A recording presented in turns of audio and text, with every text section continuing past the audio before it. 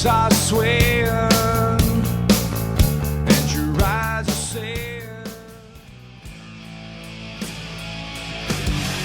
how many more lives will be taken and crushed out? How many more minds will be shattered, destroyed by what they've been taught? You are listening to Unscripted Moments, a podcast about propaganda. On this episode, we're doing another triple cover episode featuring discussions on propaganda's covers of Gamble, originally by Lowest of the Low, What Price Will You Pay, originally by Code of Honor, and True, originally by Concrete Blonde. Gamble is track 3 on the Recovered EP, and a live version appears as track 25 on the Where Quantity is Job Number 1 compilation.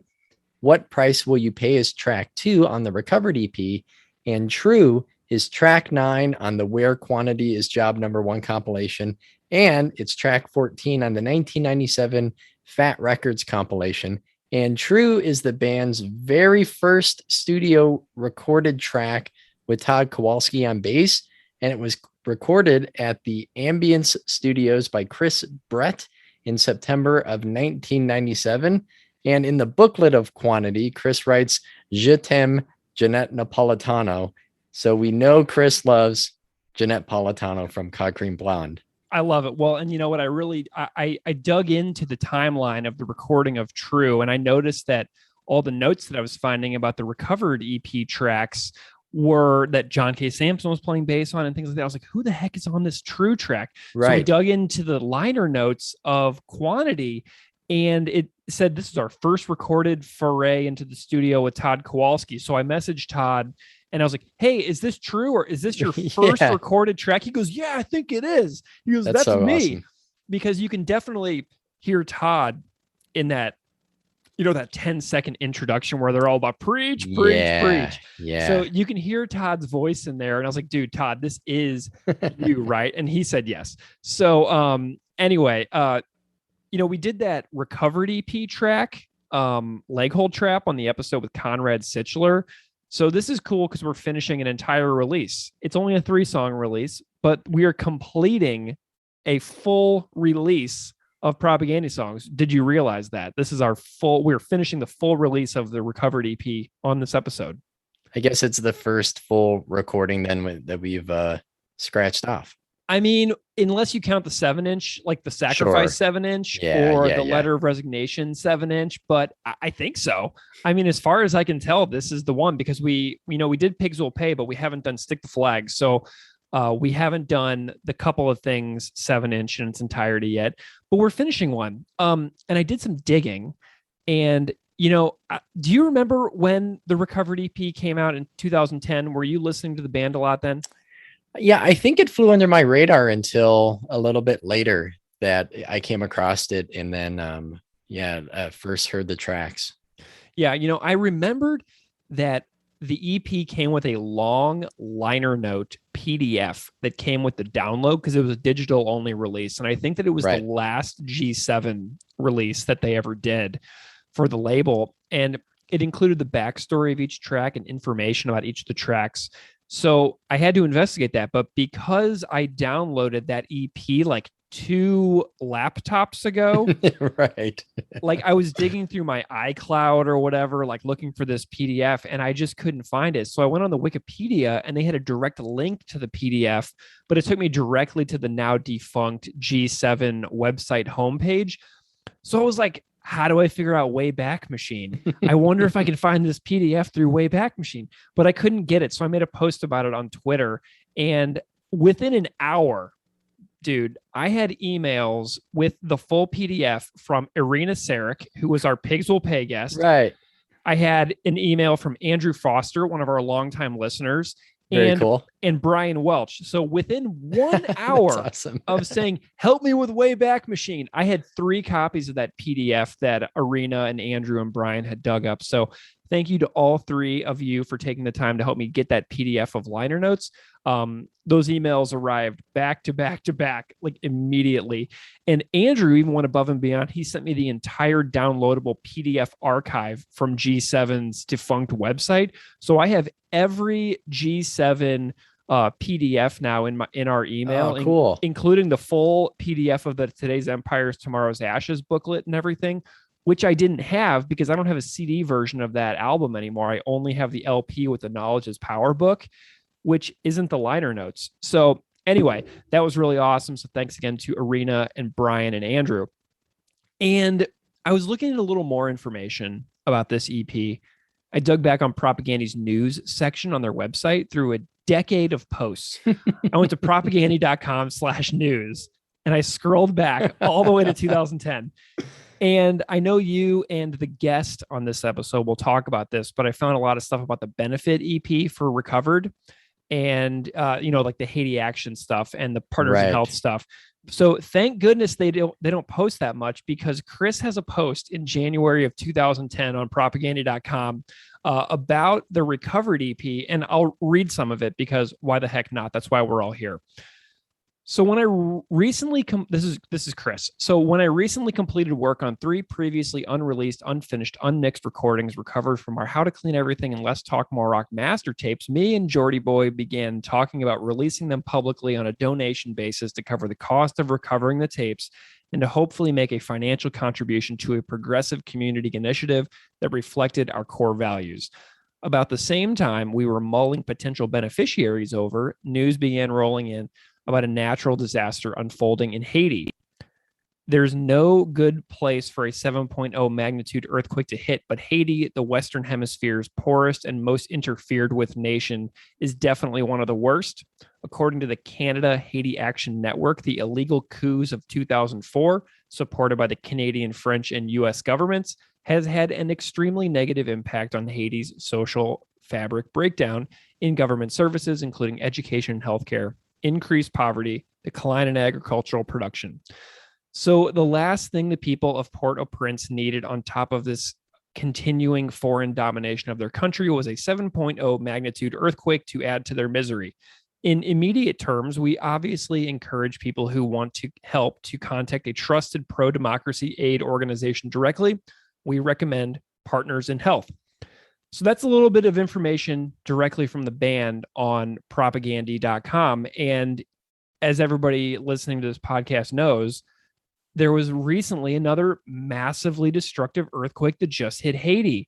So I've been thinking about this and following along on the news of it, of like when this EP came out like 11 years ago, the exact, like some of the very similar situations were happening. And the devastation that continues to roil Haiti is just constantly just tragic and horrifying and just heartbreaking. You know what I mean? Yeah, and especially a country with a history that is so often overlooked, either in schools or elsewhere, where its origin is the revolution of the enslaved population. Yep. Who immediately emancipate themselves. And from this continued history of imperialism, of international interference, and just geographic location that makes it a target year after year, especially with climate change. It's unfortunate to see these things continue, and I'll be looking out for what the next iteration of support will be in the wake of the most recent environmental disaster. Yeah. And I mean, as well, if you dig into the colonial history of Haiti in and of itself, they only recently paid off the agreed upon liberation fees to France. So like Haiti has been paying fees to France ever since their liberation, and they only recently paid off the agreed upon amount for the liberation. And, so that's super messed up in and of itself as well. But like thinking about the work of Paul Farmer, Partners in Health, and Ophelia Dahl, who is obviously a relation to Roald Dahl, the famous writer. But yeah, the work of Partners in Health was something that got me really intrigued as a college student whenever I was hearing about these things for the first time and really starting to try to care about the world. But anyway, so We're going to dive into some songs here in a little bit. Gamble, True, and What Price Will You Pay? But Keith, normally you are the one asking me about who the guest is. But today I am absolutely delighted that I get to ask you about the guest. So Keith, tell us about the guest on this week's episode. So Chris Hanna is the guest Oh on my goodness, Chris this Hanna. triple feature cover song episode. And Greg, I picked his brain about the creative endeavor that is his podcast, how that project has evolved over time, the personal and the artistic fulfillment he gets from putting together new content for Patreon. We chatted about each song, standout lyrics, covering songs outside of the band's lyrical and musical wheelhouse, and a few other different things.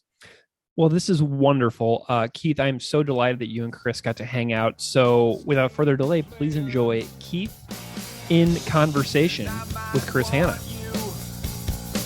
Yeah, but I don't need you, and you won't sleep in my bed. No, you won't sleep in my bed. No, you Jesus H. Chris, welcome to Unscripted Moments, a podcast about you. Wow, thanks, Keith. Glad to be here. First, I just have to say, just thank you for a bunch of things, like your support for the show, your willingness to participate and to share a show with others, but also for like the thoughtful content and the positive community that you fostered over on Patreon. And of course, even more so, like for what you and the rest of the band have crafted, and not just the music, but everything that has come along with being familiar with and a fan and a listener of your band. I mean, the exposure to new ideas, issues, resources, like all of those things. And what I see often, what I hear from listening to your band is actually as encouragement as a person. Like, even if we know the big picture of things is often overwhelming, I've gained so much from listening to you and John and Todd and the Jord and the Beeve and Sulin. It often makes the micro a lot easier, even if like the macro sucks. Well, I really appreciate you saying that. Thanks so much for those kind words.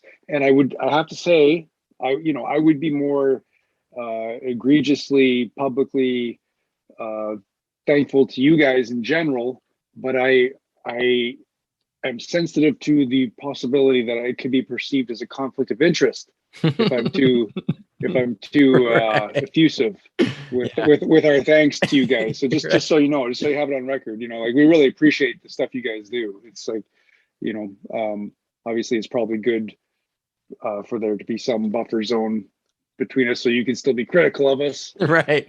when need be, but yeah, we totally appreciate it. So yeah, I think a lot of what has happened, and then whether it was planned or not, was like, I really do see a positive, like a positive project with your Patreon, whether it's just the interactions with people or even your attempt to look back at songs, like for something moving forward. So even if there are things that Greg and I are critical of, it probably doesn't happen as often as with a random person you picked off the street, of course. But I think really trying to keep it as positive as possible, not necessarily just like a review in podcast form, like that's helped us, I think, create something that, we're super happy with. yeah. Oh, I can tell you guys, I mean, just the sheer volume of stuff you guys have managed to do it kind of boggles my mind that you guys are, and I often am like, fuck, why am I so slow with this stuff? But I mean, you guys are machines. Well, so Thoughtful machines. Yeah. Before we talk about a few songs that Propaganda has covered, I actually like to pick your brain a bit about some of the content on Patreon. So, like, as a subscriber, I've seen your output evolve I think, quite a bit. And I'm curious if you could share with our listeners maybe what your goal with the Patreon was and the podcast, and how that might have changed for you the last few years. I think it was like, I can't even remember exactly what the exact impetus was. I suspected there was like some incoming downtime, and that collided with this nagging impulse I've had for many years. Like when I watch, especially when I think about like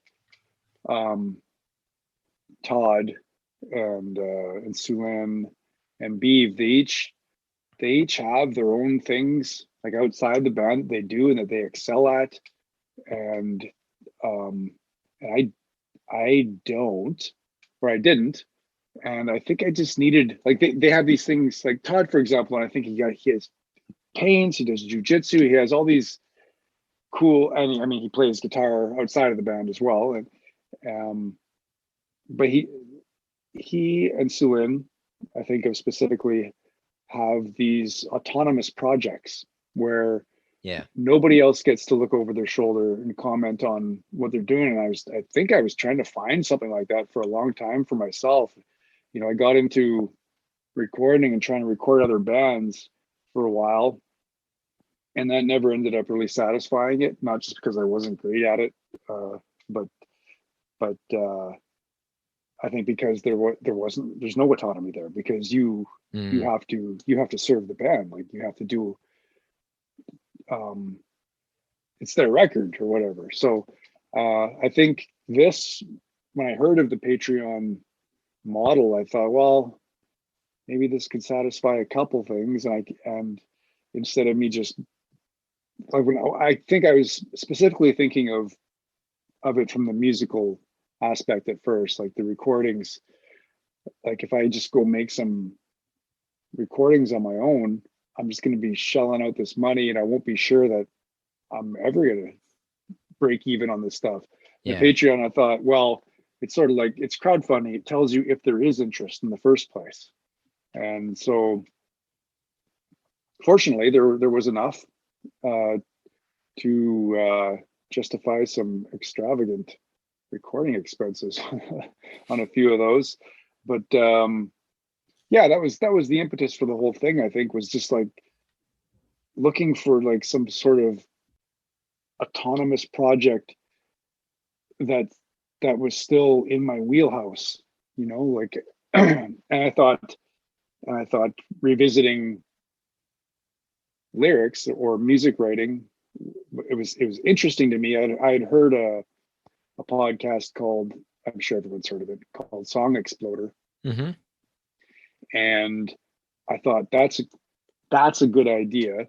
It's too bad they don't do more music I like.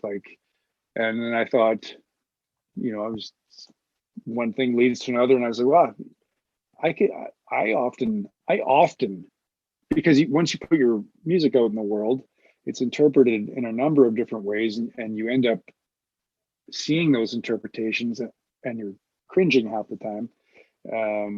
And it builds up over the years. And I thought, well, maybe I should explode some of our songs, and then I can put what I think at the time is the final nail in the coffin of what did this song mean, and what does it mean to me now? You know, so that was the inspiration for it. And so do you think as you continue to create content, you get different things that maybe you weren't expecting when you first, you know, had the idea for the Patreon platform? You mean for things to do on the Patreon, or yeah, or even what you put out or what you create, like you're safe, like thinking of motivation now doing it. Are there different things that you get out of it now that maybe you weren't expecting? I think it keeps me engaged in a way that was fortuitous because I didn't foresee the global pandemic. Mm-hmm. And I think it's kept me engaged with like thinking about how we move forward. And sometimes I think it's really helpful to look backwards and to see not to like go back and rehash things, but to like just remember why certain things happened and how they can either be explained or excused or improved upon, musically and lyrically. I think I find getting a chance to explain them, the songs in such detail, I find it actually, I find it really fascinating. It's almost like I'm not even, sometimes I feel like I can't believe what we've done, what we've been able to do. Because I don't typically go listen to our old records or whatever. And I think in our band, we have generally,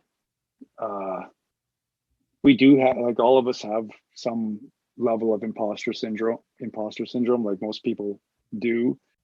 It provides me, at least, when I look back on stuff where I give something like a serious listen or a serious read, I'm like, holy fuck, how on earth did we do that? Yeah. Not to say that it's like the most amazing thing on earth. It's just like, compared to, I think, how we generally perceive ourselves,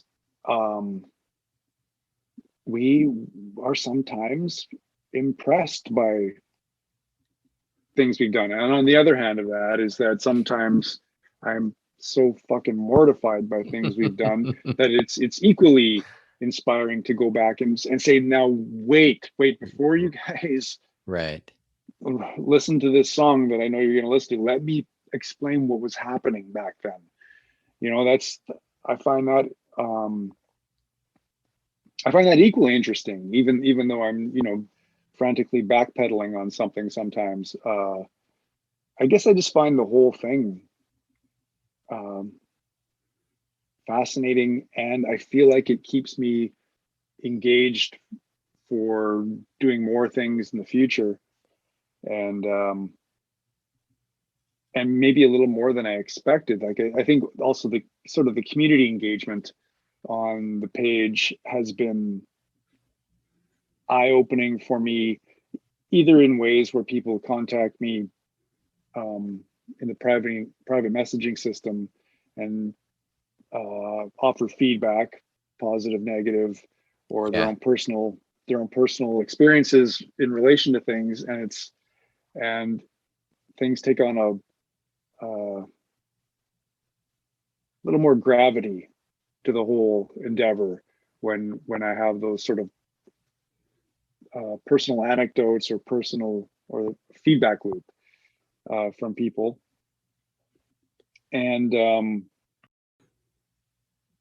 I think because it's also like, it's really earnest. It's not like something about the way that the community on there has evolved. It just, there is a feeling that I guess I just understand how important the whole thing is to some people, not the Patreon itself, but some of the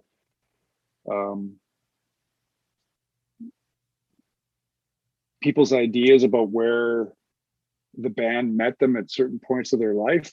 Right.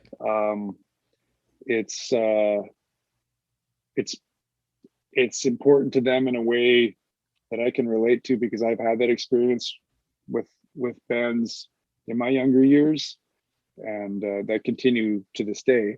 And I find that I guess it just makes it hard for me to be cynical about the whole thing in retrospect, which is important at this stage of life, because sometimes it happens to people. I've seen that happen, where they kind of dismiss their whole previous, everything they've done. They move on to something completely different. But well, I think what I pick up a ton in the introspection in your band's like later discography, though it's there, I definitely think throughout your entire career, it definitely works in tandem with what you're doing on the podcast, because looking back at things, thinking about rethinking, explaining, that also just fits in with the lyrics of so many songs that you've written on the last few records, that it goes to show it's not just like a way that you write songs, but like the way that you think as a person. Yeah, I think that's probably true too. It dovetails well with this um with this need for us to feel like we're trying to figure out this bizarre reality we find ourselves in. um yeah, I guess it's just fertile ground, really, like you're saying. Yeah. So, I mean, there are podcasts that you've done, you've released music. There's narrative storytelling and guitar playthroughs. Is there anything in particular that you really like creating the most, like a certain format for Patreon that you like putting your time and energy into? Well, I really liked the narrative things that happened on there. They're so good. um They're so good. I just I wish I had, like, there was obviously the one that's about ayahuasca, Mm-hmm. and then there's the other one that was the end. I think it was the Comply Resist episode, where Yeah. I was just trying to figure out a way to tell the story about visiting prisoners of conscience or prisoners of war, and I sort of did a similar thing. Yeah, I told a story and kind of produced it, you know, and I really I like those. As that's something I would like to hear, and I just wish I had more stories Mm. that I could do that with. You know, I don't. I can't think of anything else. Those are my two heavy stories. What about like when you do a deep dive into one particular song, which is like the majority of the podcast? Like, what's that process like as you start to prepare for and you're thinking about like one particular track? I think at one point, like, I have like a notebook somewhere with just chicken scratches on it. There's like a flow chart, like trying to imagine, you know, what makes sense. How do you tell something like this? And it always, the flow chart would start with era. It just said era, and I thought, oh yeah, I guess you just, I guess what I should do is transport myself back there and try to remember what was happening, Mm, what was going on. And that's usually where the entire process starts. Even if I have like sort of a conclusion in mind for explaining or excusing something we've done, that usually opens up a whole bunch of memories about, like, oh yeah, I forgot about, yeah, no wonder we did that, or whatever, you know, like, and then that, um I can roll that back even farther, like, and I think I often do, because I try to think about some of the things we were doing in our early years. um I try to think about it through the lens of our child, you know, my childhood. And I think, obviously, when I had Jordan Todd on there for a couple of Todd's tunes, the whole thing was about our how we grew up, you right. know, like, um, how we perceived the world as children, what we were taught, what we were not taught. Um, so it's yeah, and that's, like I was talking about, being fascinated by doing this.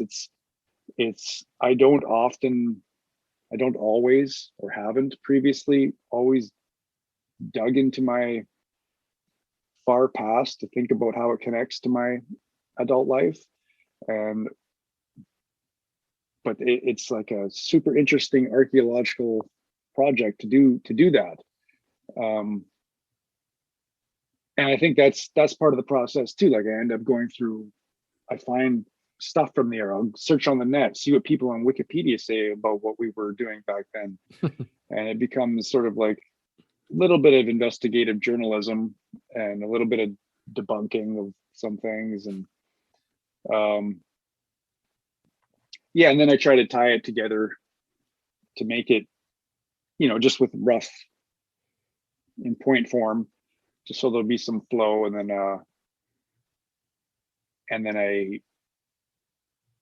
I hope by the end of all that um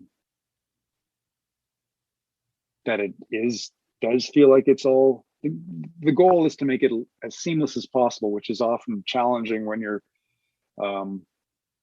try to tell the story of what the song means, and when you're trying to satisfy what I think a lot of people are curious about, which is like, where did you record? What guitar pedal did you use? Yeah. Trying to weave that all together is not always easy, but I want to make sure everybody, because I have a book, this Rush book. I think it's called Merely Players, and it's just a list of what everybody was using on each record. What bass did Geddy use on Fly By Night, and I love that stuff too. So yeah, that's the process, really. Yeah, those are usually the parts of the podcast where because I'm not a musician, I just kind of smile and nod along because I have no idea of what's being described, but people eat it up, and that's something that Greg and I have tried to do more and more is have the musical conversations with people that we perhaps can't on our own. So let's then switch to talk about some Propagandhi cover songs. I think punk, metal, and hardcore covers, for me, a lot of times they have a tendency of being a little gimmicky, but Propagandhi seems to have an approach when covering another band. And it actually kind of reminds me of if who you might tour with. So when I first saw Propagandhi in 2007, I remember thinking, man, I don't know any of these bands. And it was like a bummer. But then I got to find out about new bands that I had never heard of, because I think at that time it was more like the more bands on a tour package, like the more excited I would be. And then it became more of a thing like knowing I'm going to be exposed to bands I hadn't heard before. And like you would pick bands that obviously that you support and you want a signal boost. I get that same vibe from like the bands that you would cover, like not doing it because it's going to be on a Punk Goes 80s compilation, right, but something that you really care about that maybe fell through the cracks for people. Yeah, absolutely. I think that was the goal each and every time that I can think of off the top of my head, except for the obvious fucking Cheap Trick cover that shouldn't have been on the first record, which was just, I don't know what that was. But yeah, I think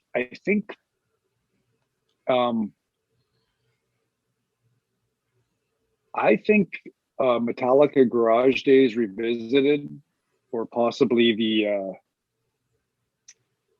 Am I Evil 12-inch. Maybe that was Garage Days. That was the first one. But the Garage Days Revisited, the first record they did with Jason Newsted, which was like covers of, I think Killing Joke was on there, and Diamond Head. Yeah. And stuff I was completely unfamiliar with at the time. And I just thought, that's exactly what you do when you get, like, you are suddenly get the spotlight. I just thought it was so cool that they did that. And they were basically saying, oh yeah, you like us? Check out all this you're missing. Right. And I thought it was really effective. And yeah, so that's what, the songs, like some of the bands, like the ones we were going to talk about here, like the Concrete Blonde had no trouble. Like they weren't under the radar really, but they were off the radar for the demographic, Right. And I think we've often felt like people in the punk scene, we became associated with, I think to that scene's own detriment. It only listens to itself, or it did in the 90s. And we still see the damage of that today. I think where a lot of bands that sounded the same back then still sound the same now. And there hasn't been a lot of branching out or progression. And it's getting to a point where it just feels, well, it's always been at this point, it's always felt cynical to me. But I just think it's, I guess I feel like I don't want people to miss out on stuff that I just think is earth shattering. Right. So I'm thinking of the Code of Honor song, What Price Will You Pay specifically. I just remember being floored by that when I first heard it as a kid. And obviously that our version of it didn't translate to everybody else being floored. It's like, it was not really received positively or negatively. Nobody really ever said anything about it, but I was just glad to do it and make sure that people had a chance to hear something that was like, I think maybe specifically for that song, there was also saying, it was like, look at this song from 1982. Yeah. There were no rules for what you had. They were all over the place in this one song. Like there was, like it was just an adventure. The song was an adventure, and also had, it was a meaningful song lyrically, and I guess it was sort of a suggestion that, we all don't have to keep doing this thing that's happening here in the 90s just to appease the snowboarders or whatever. But yeah. Well, you mentioned Concrete Blonde, so I'll start there. Even though I listen to a variety of music, I always make the mistake like narrowing other people's taste down into what I kind of project onto them. And maybe it's just because of the few things I hear bands talk about. So, I think of like Voivod and Sacrifice and Metallica. Like those are the bands that I imagine you listening to. And for me, not like listening to really different music in the 90s, being a little bit younger, like that didn't fit into my narrow parameters of what you as a band would listen to. So can you just tell me a little bit about your connection with that band and like what stuck out about them that allowed them to creep into your playlists? Yeah, I almost can't remember. I don't know how I ended up. I think it might have been a really conventional way of discovering them. Back in the mid 80s, MTV and Much Music in Canada that's what everyone did. Yeah. Everyone was watching music videos. And I think I saw, I don't know if this is true, but I think I saw the video for Concrete Blonde's Still in Hollywood, which I think was a video from their first record. I guess I just really liked it. It was either that or I don't know what it was. It had to be that. That's what it had to be. Because there's no way I would have gone to the record store back then in the mid 80s and flipped through the record rack and found the Concrete Blonde and thought, oh, I'll give this a whirl. There's, with no skeletons on it, no demons. There's no way. So I must have seen the video and I thought, that seems different. I'll give that a try. That's to me, it's still like there was something metallic about it without it being, without it having almost any of the ornamentation of metal. That's usually how I describe most of my musical interests, is that I hear something metallic in it. Yeah, I like this. Maybe just the spirit seemed, I like thinking sometimes of some other things, because I just listening to mostly metal, that not all heavy music is heavy, right? It doesn't have to be heavy to have this weight and to move you. So what about any particular lines from that song, True? Like, do any lyrics really stand out to you as being your favorite from that song? I guess I really like the line, if I had the choice, I'd take the voice I got, because it was hard to find.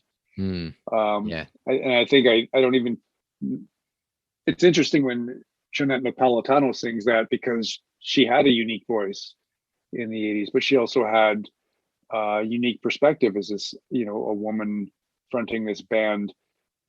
stuck in the scene between glam and punk in Hollywood, you know. I think I felt that just seemed really, I guess I just really admired the commitment to being genuine. And they seemed like a really unique band at the time, especially the first few records. Who else sounded like Concrete Blonde at that time? Mm-hmm. I can't think of anybody. If there was somebody, I would have probably found them and listened to them. But I think because the song is an anthem about being authentic, and the band definitely came across to me as authentic. I think it was, I felt that was really important and relatable, because I felt like the music I listened to, this underground speed metal music at the time before it got bought up by the major labels, also seemed very authentic.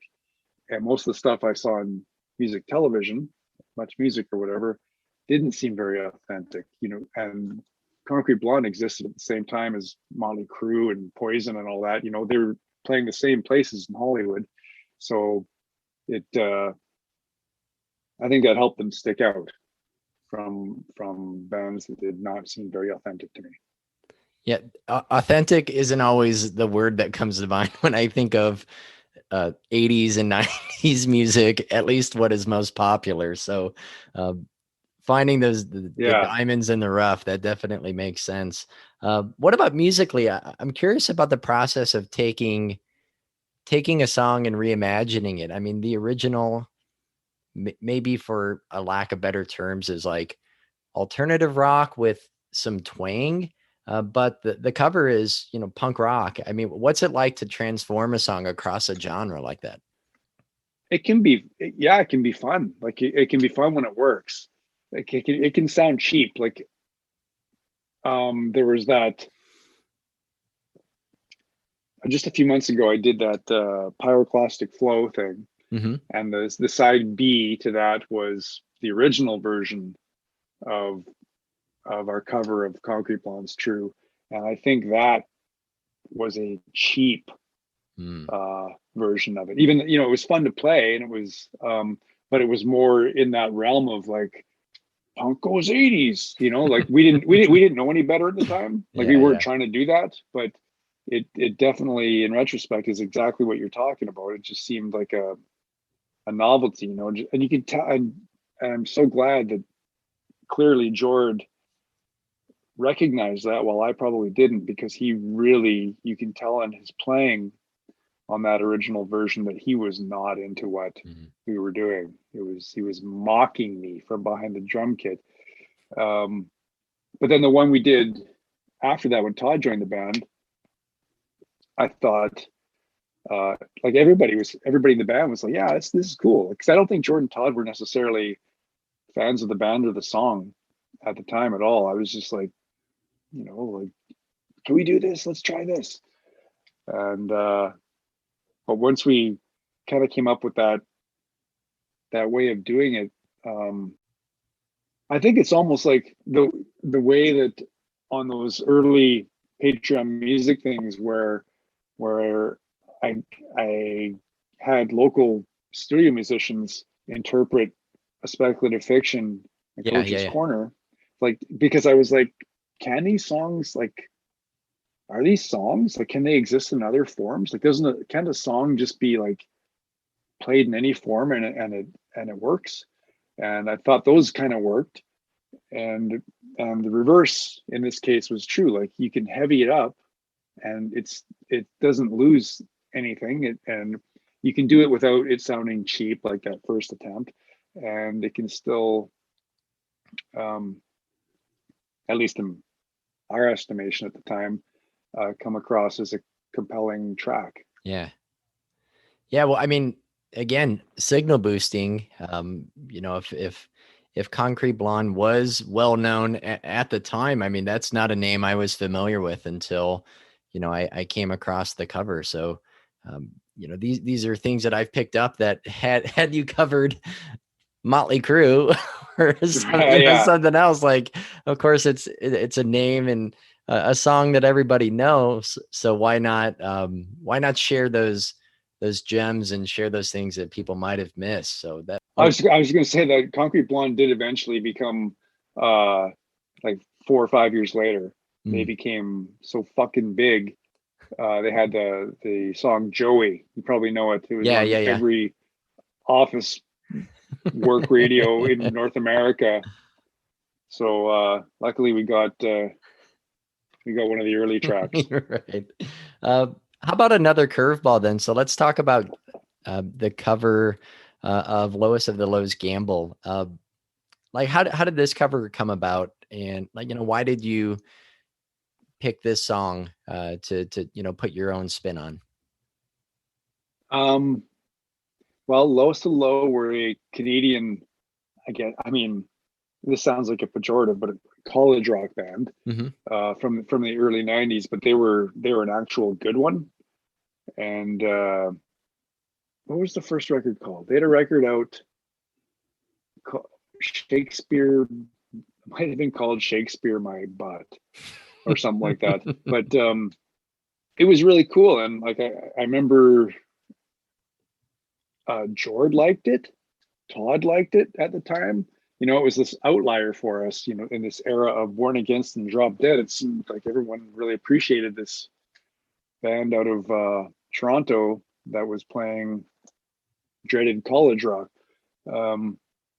So I checked it out, and I also thought, wow, every song on here is cool. And it was fun. For me, it was always fun back then to hear something that would pique my interest that wasn't the typical fast, heavy stuff. Right. And I think why I wanted to cover this song specifically was the challenge of it, because it was ploddingly slow and just so far out of our wheelhouse at the time. This fast skate punk stuff we were allegedly playing. I think I just wanted to know, can we do this? Can we pull this off? Great song, but there was other songs on there that would have been like way easier for us to pull off. But I think I just wanted to see if we could do it. And actually for a long time we didn't. Like, I thought musically it was good, but I couldn't do any convincing vocals. And it took me years until I felt I could do something that was not mortifying. So yeah, that was a long haul getting that one done. So its roots are in like the Less Talk More Rock recording, right? Like when That's the right. first recording. So yeah, what's it like then to go back after so much time, like to add to and to change and keep adding to the song that you've had under wraps for years? I find it fun. I think other people don't typically do it. They probably just think that's a fool's errand. But I like going back and finding that old stuff and see if there's anything good in there, and see if it can be like the Pyroclastic Flow track that I did a couple months ago. I never thought that was going to get done, and that I just thought, I gotta do it. I gotta try. And because I thought, well, I could tell, like, we put a lot of effort into that song back then, trying to do something a little bit different. And I just felt like I just didn't want to be beat by this fucking song. And the same with the Lowest of the Low cover. I didn't want to be beaten by this song. So I thought it was really fun. I like doing recording. I think it's a good time. I know lots of people dread it, but I find the whole process fascinating. And yeah. And really quickly too about the recovered EP. So like that digital release just a question about like about the background behind it. I saw that it said that the proceeds went to Partners in Health. Could you just share a little bit of information about that? So at the time, like George was really involved in the Canada Haiti Action Network, and I think Partners in Health was the most plausible, conventional way at that time of providing support to the communities that needed it in Haiti. So I'm a little embarrassed that I don't really remember a lot about it, but George was always at the forefront of all that stuff with Canada Haiti Action Network back then, for sure. Mm-hmm. I just think it's great seeing whether it's the EP or fundraisers you've done it on Patreon, the ways that you are able to, like connect with organizations and put that money in really meaningful places. And I just seeing that throughout your career, I think is just super inspiring, and not just,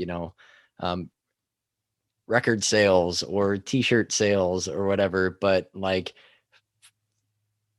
using that to do actual positive good. I mean, that's just a great thing. Yeah, I think I don't know if it's just living in Winnipeg. Like we're in a city with so many challenges. Yeah. Increasingly, like it's not getting better here. It's more challenging, but there's more. There's a lot of really strong and well thought out community organizations, Mm-hmm. and like I guess it's just the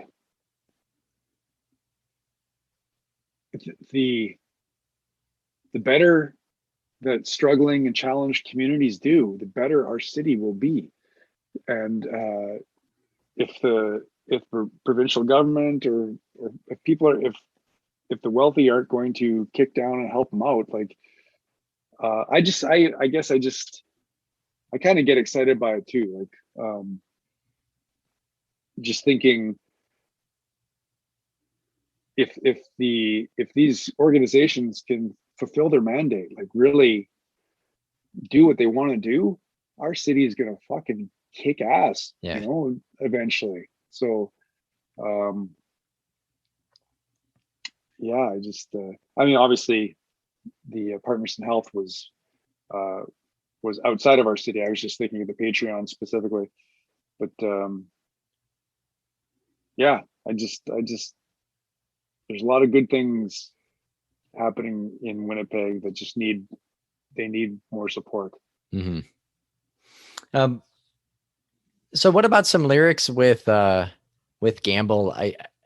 I think there's a lot conveyed in the song. I pick up a sense of like vulnerability, a little bit of despair maybe, but also acceptance, which is weird. And maybe that's just how I'm reading into it. But, what do you like about the lyrics here? What are some of your favorite lines in Gamble? Huh. Yeah, I'm looking at them here. I don't even know if I've ever understood what this song's about. Looks like he's trying to get laid at the beginning of the song. I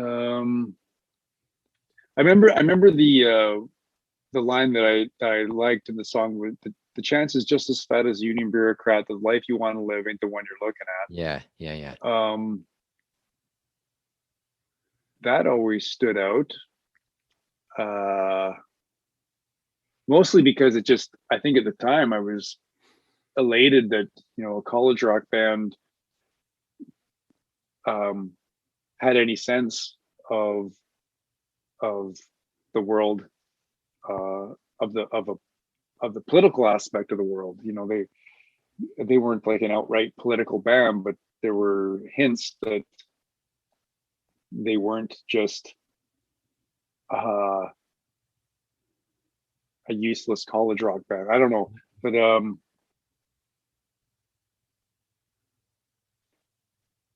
I sing all these same God is good.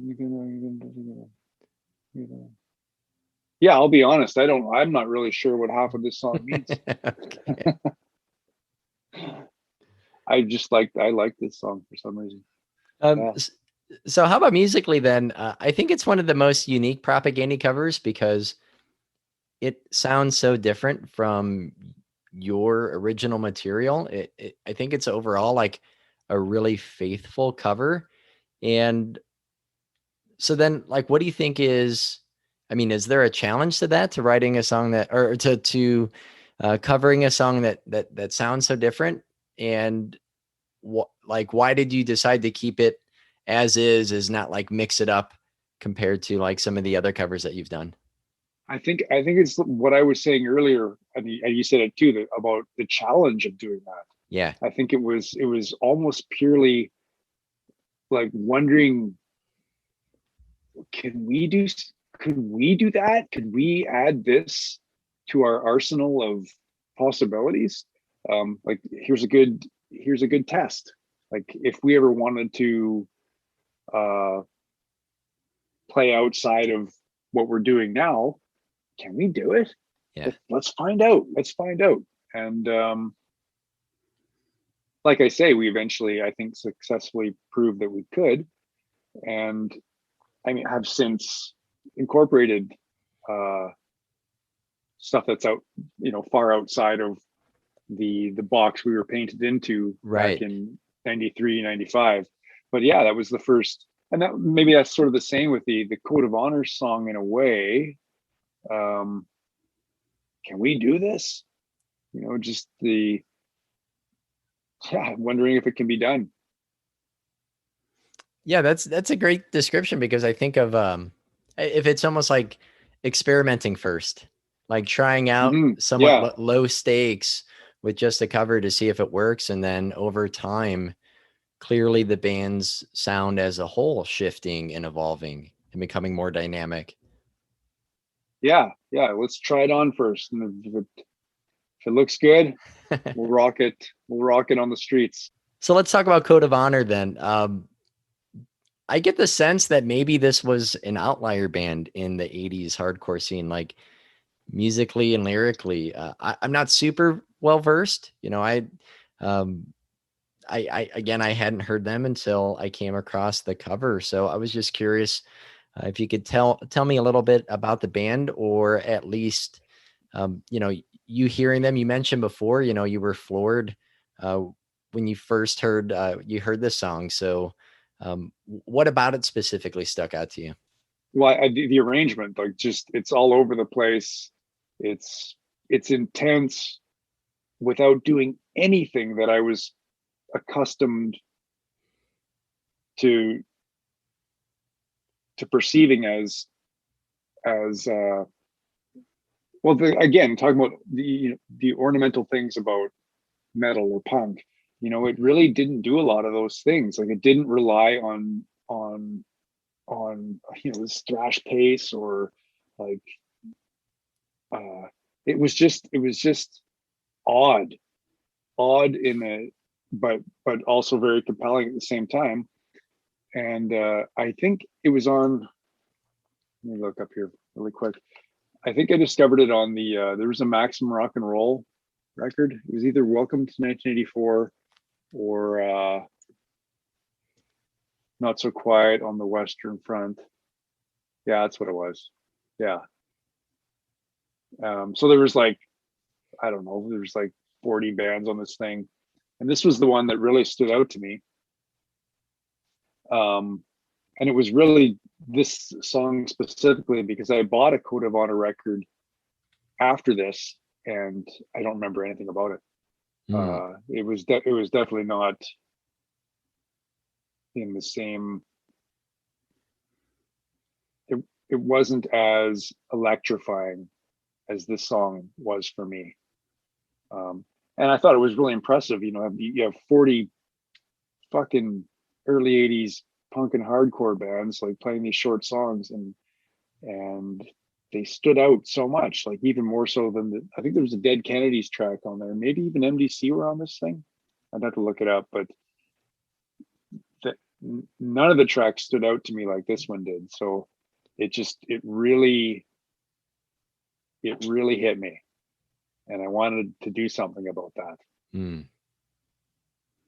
So I'm thinking if you were trying out some of these, maybe these sounds that you wouldn't have done normally in the band, if you had to say where you might have picked up something from Code of Honor, in your own original material, I mean, could you identify like any particular spot to say that maybe this was influenced by them, or like it has like a something that maybe you wouldn't have done otherwise? Hmm, that's a good question. Um, I think just that they let us know that you can do well. You can, like you were saying earlier, you can do something heavy without any heaviness. Yeah. Um, like the guy was basically playing, his guitar tone for most of the song is like this cleanish wah. Right. It's almost like a surfy, Yeah. Right. funky thing, but for some reason it's the most uh, terse, uh, electrifying guitar tone on the whole compilation. And I think that was a good lesson. And I can't think of a spot that I could honestly say was specifically inspired by that, but I even think a song like Lower Order is Okay. Yeah. would have to pay some amount of respect to this discovery of this Code of Honor song, where it's like you can do whatever you want. There are no rules. There was a time when there were no rules in punk. You never knew what you were going to get, and you can be heavy even while you're being intentionally unheavy. So yeah, I think that's the one song that I can think of offhand.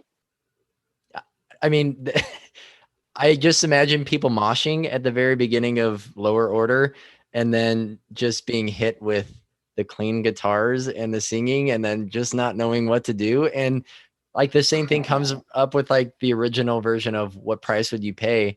Like some parts of it, people circle pitting, but then other times like, I don't know what the hell to do here. Yeah, even if you knew the song really well, you'd be like, well, okay, here comes this part. Do I just, yeah, it's like it's all over the place. When like squelching Yeah, feedback that'd and be a like fun these one to mosh to. meandering solos, like they just stand around and stop and look then. Yeah, yeah, yeah. It's very odd. So what about the lyrics for this? I think a lot of it describe honestly so much that's happening in the 2020s as Mhm. well as it did in the 1980s. Is there any particular line that stood out then or now that really grabs your attention looking back at these lyrics after so much time? Yeah. Well, I mean, it's so the guy is so frustrated, eh? Like Right. you can tell he's just like, can't you see what's all around you? He literally says it, and and he's absolutely right about everything he's talking about in here. I guess the can't you see the system is just a game. They all know it. They all still play it, smash it up, and then this is no game. This is your life. Um, I thought those were uh, very powerful when I encountered them as a young person. Um, I guess because it seemed so earnest uh, that I felt like it was like the guy was kind of coming through the speakers and grabbing me by the collar and saying it to my face. Yeah. Uh, by the same token, I felt like doing the same thing. I think I just related to the the singer or lyricist's uh, desperate frustration. Like, isn't this all obvious? Am I fucking crazy? And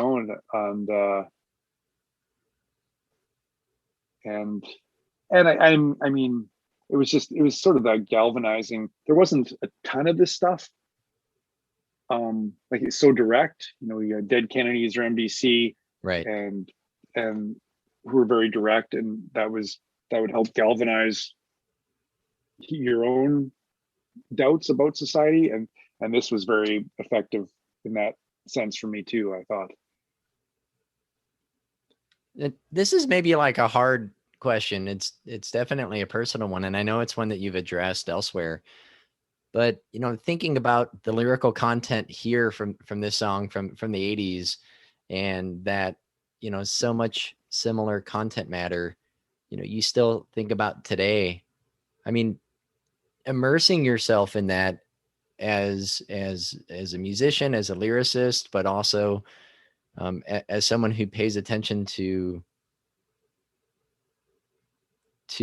like overwhelming issues, right? That I feel graded so frequently as a teacher who teaches history and who has keeps up with the news and incorporates that in the class. There's just like this grinding down, and how do you manage that weight of talking about your band now, talking about so many of the same things of the bands that you grew up listening to, and seeing things either not get fixed or get worse? Well, I guess the one real leg up I have is that I'm not on the business end of a lot of it. Like I have it pretty fucking easy thus far. Um, as far as the um, as injustice in one's personal life goes, uh, that's been pretty easy. That's going to change for everybody who thinks that they're immune from injustice as the world gets hotter and hotter as it is. But that's probably that in and of itself is probably what my ability to retreat at all times Yeah. to this carefree lifestyle is I mean, a lot of people don't have that at all. Like in our city, it's well, in every city, everywhere, lots of people don't have that. But yeah, I have plenty of blessings and distractions and privileges, as they say, Right. that I'm able to not. It's not that it doesn't take a toll. It is sometimes I think that is part of the problem, is that you're able to retreat to these comforts, and that takes your ability to withdraw can take a mental toll. That why am I not doing something? It's like, it's pretty. I wouldn't expect any sympathy for that, but it's definitely something that can chip away at your sense of what you're doing with your life. But I have a lot to be, I'd like to knock on wood about in my life thus far, that keeps me from. And now I'm gonna. This is the thing. I think I talked about this in the Adventures in Psychosis thing. This is part of the problem, is that there's enough comfort. There's too much opportunity to retreat to comforts and to leisure, to the point that a lot of us won't really do what we know should be done. So yeah, it's a quandary. Like, there are everybody, privileges or not, it's you definitely have to be careful with your mental health in this society. But I'm definitely not going to put myself on the same. I'm not going to demand the same level of concern for mine, I think, as I am for many other people in this stuck in this shit system. Well, I'm What was the question?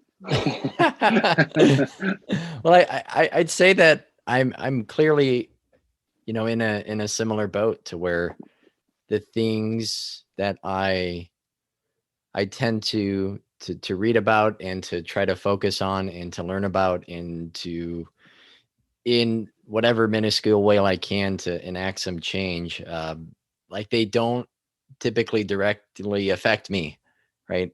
So the personal side of it, there is this challenge of not inserting like myself into this, like to say that I'm some equal victim, or that like my own emotions in dealing with like the madness of the world are on on par with those on the business end, as you said. But I know myself like that. I struggle often with how to prioritize like my headspace, and too often, and maybe it's just in a way to remain inactive, or as a result of maybe thinking, just not having like the hope, um, that it's easy just to think, oh, things suck, and like to spend most of the time with the issues in my head than on the streets and Right. on my feet. Yeah. Yeah, I know what you mean. I think part of what I've been doing the past couple of years, and this is sort of spiraling off that what you were talking about with the Patreon and using some of it for fundraising for community initiatives. I kind of feel like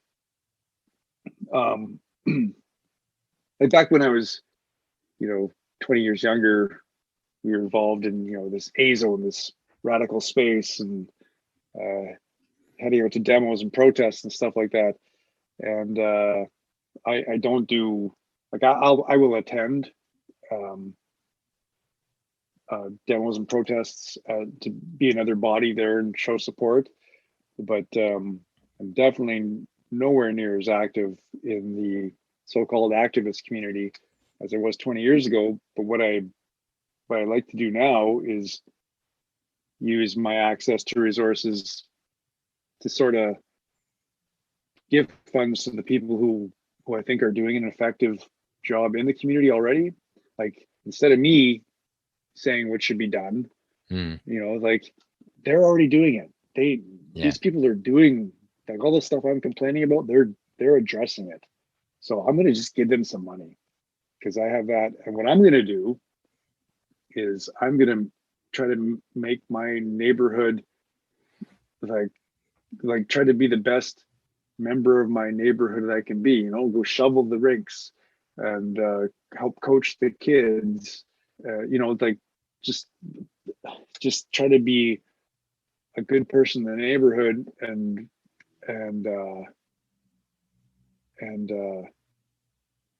help our, like, I happen to live in a really great neighborhood for thoughtful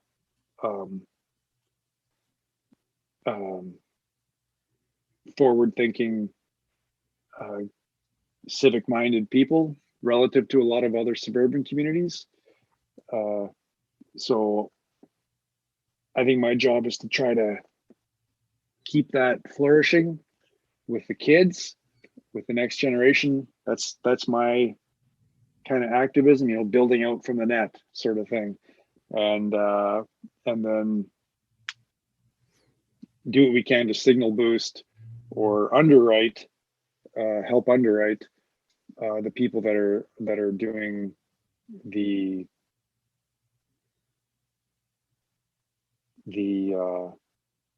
more intense work.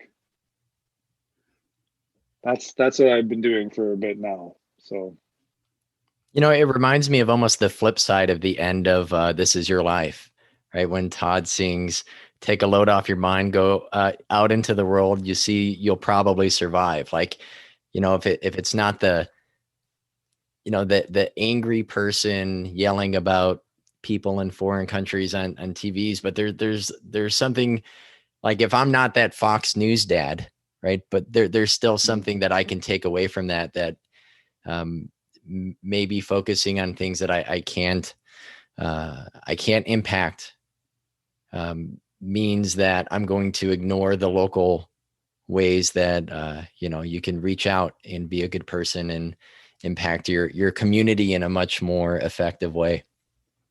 Right. Yeah. Yeah, I can hear that. Well, Chris, I mean, I gotta say, you know, your music and your message and your presence over the last, for me, the, you know, 20 years or so has helped to make sense and to help to process and to question and to think more about and to learn more about, you know, so many things that I wouldn't have been exposed to otherwise. So, you know, if you told me when supporting cast came out that you and I would be sitting here talking for an hour or so, I wouldn't have believed you. If you told me that 2 years ago, I wouldn't have believed you. So, you know, I'm just immensely thankful and grateful for your time. And I know I speak for everyone who listens to our show and your Patreon when, you know, I just say that, you know, we're thankful and we're grateful, and uh, we're happy to be along the ride with you, and to, you know, to continue to question and to talk and to converse and to learn. I love it. Thanks, Keith. I really appreciate that. We feel the same way about you guys. We do. So how about we'll cut it there. Okay. Oh, well, yeah. Thank you very much, Chris. This is awesome. This is every time I do an interview, I just feel like the Chris Farley show. I'm not an interviewer. So Yeah. Do you remember when you were in Propaganda? That was awesome. you should have opened with that. Yeah, I thought about it. But yeah, this is really cool. This is, you know, the talking to you, to Todd, to Sulin, to the Beeve, like, yeah, it's just an opportunity that I know that I, you know, I don't take for granted, and I'm thankful for your time. And it feels like I've learned so much more about, you know, the band in Winnipeg, and, you know, things that maybe I had scratched the surface on, you know, thumbing through the liner notes or doing some, you know, buying some books afterward. Like this has been like the much needed, okay, I didn't think enough about this, right? Like this has been like a little bit like more of a kick in the pants. It's not just like, hey, how can we fill our time for every week and release a podcast? It's like my own kick in the pants that that I've needed in the last, you know, year and a half. So Oh, that's cool. yeah.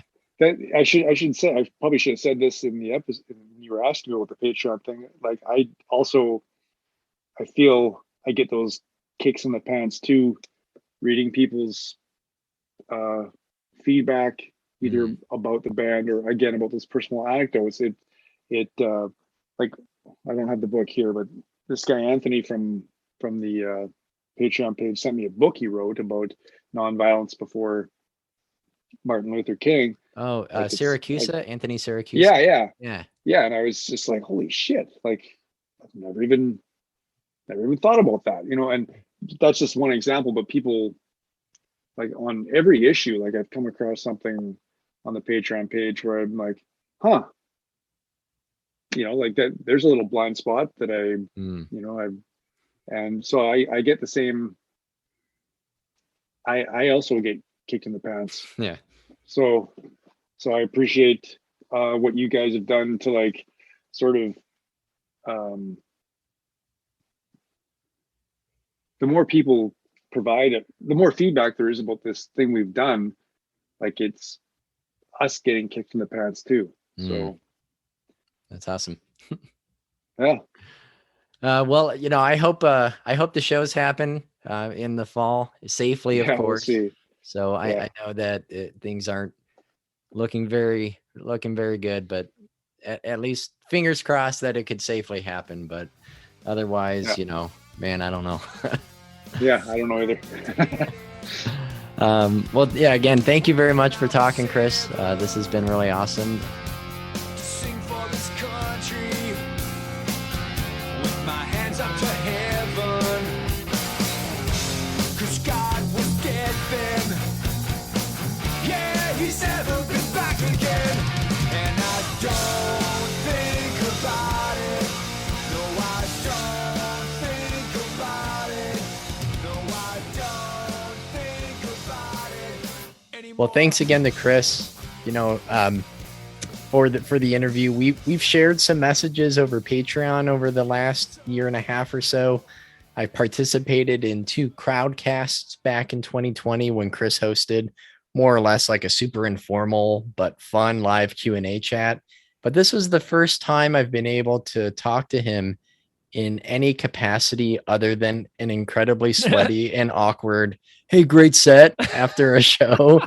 And for everybody, this last year and a half has just been so isolating in ways that I think are necessary, but also ways that were preventable. So having the chance, just even like the interview and the conversation and hearing about his thoughts on the songs and the band's renditions of them, but also just off the mic to shoot the breeze about parenthood, things like that. I that's something that I don't think I'm ever going to forget. So I really hope that everyone enjoyed the chat with Chris, and we are, always forever grateful for his energy, for his humor, and for his enthusiasm. I concur. It was just an absolute delight for me listening to that interview with you two. And last summer, whenever he and I recorded the Duplicate Keys episode, and you weren't a part of that, that was something that I never forgot. And I was like, Keith wasn't in that Duplicate Keys interview. So and then the same thing with Jord, like Keith isn't here.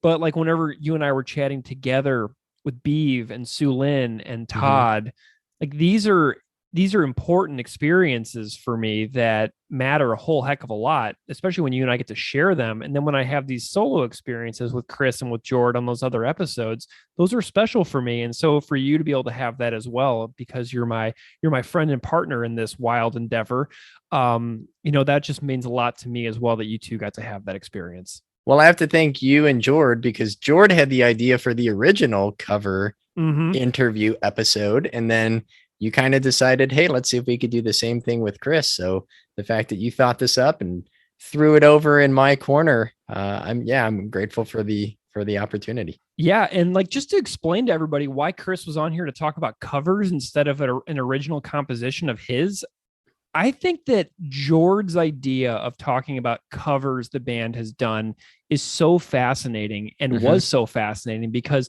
it's talking about things that inspire them artistically and, emotionally and personally, because music matters in so many different ways to so many people, including musicians whose art we also love. Music matters to them too. So I also am very cognizant that Chris is making his own Patreon, where he, earns part of his living from that, supporting his own family. So not stepping on his Patreon's toes with our podcast matters a whole heck of a lot to me. And I can't imagine a situation where Chris would be like, okay, I'm going to spend a lot of time and energy on my Patreon talking only about Concrete Blonde, Code of Honor, and the lowest of the low. I can't see that happening. So the reason why this episode is structured the way it is because it is meant to not step on Chris's own toes with regards to a catastrophic break with Consensus Reality, of which you and I are both also supporters and massive fans. So that's the reason why I loved Jord's idea so much, is that it takes, it doesn't step on Chris's toes for this episode either. Right on. Well, Greg, let's transition a bit and talk about the logistics of the recovered EP tracks first before we get into anything else. Okay, great. So the recovered EP tracks are interesting because they are sort of piecemealing of recordings from the 90s, which were finished in 2009 by Chris at home. So drums and bass for What Price Will You Pay were recorded by Ryan Green in 1995. And Chris recorded guitars and vocals at home in 2009. So drums and bass for Gamble were recorded by Ryan Green in 1996, and Chris did guitars and vocals for this version in 2009, also at home. So you'll remember that Let's Talk More Rock had 2 attempts at recording the record. Right. So I'm assuming that the 95 version for What Price Will You Pay was the first attempt at recording Let's Talk, and the 96 version of Gamble is the second attempt, which was successful for recording Let's Talk. That's my idea. I don't know that for sure, but that's just my guess. So Chris then mixed both of these tracks in 2009, and Jason Livermore mastered these at the Blasting Room in 2009, which now makes me feel stupid because I didn't ask Jason Livermore about mastering these tracks on that episode I did with him. I presented that episode with Jason Livermore as the comprehensive exploration of working with Propagandy, but then I found out Jason Livermore mastered these tracks. Dang it, I missed it. So consider this a correction of my description of that episode as comprehensive on every time he's worked with Propagandy, because we definitely did not discuss these tracks. So that's a little bit of logistics that I found. Do you know anything about Lowest of the Low? That was not a band I was familiar with before I heard the cover. Okay. Did you go and listen to any of this? Because I've been listening to Concrete Blonde, Lowest of the Low, and Code of Honor for a week straight now. And holy smokes. Have you listened to any of these bands beyond these covers or these originals? Yeah, I would say Concrete Blonde the most, but Lowest of the Low, after YouTube algorithms and autoplay kind of continuing on, I probably spun a half a dozen tracks, but not really enough still to be familiar with them. But Concrete Blonde is definitely the band that I was like, wait a second, this is so different from what I normally listen to, but it still really stands out. I think I recognize the real big hit from movie soundtracks or maybe from the local indie station. But even then I wouldn't have been able to hear it and identify the band by name.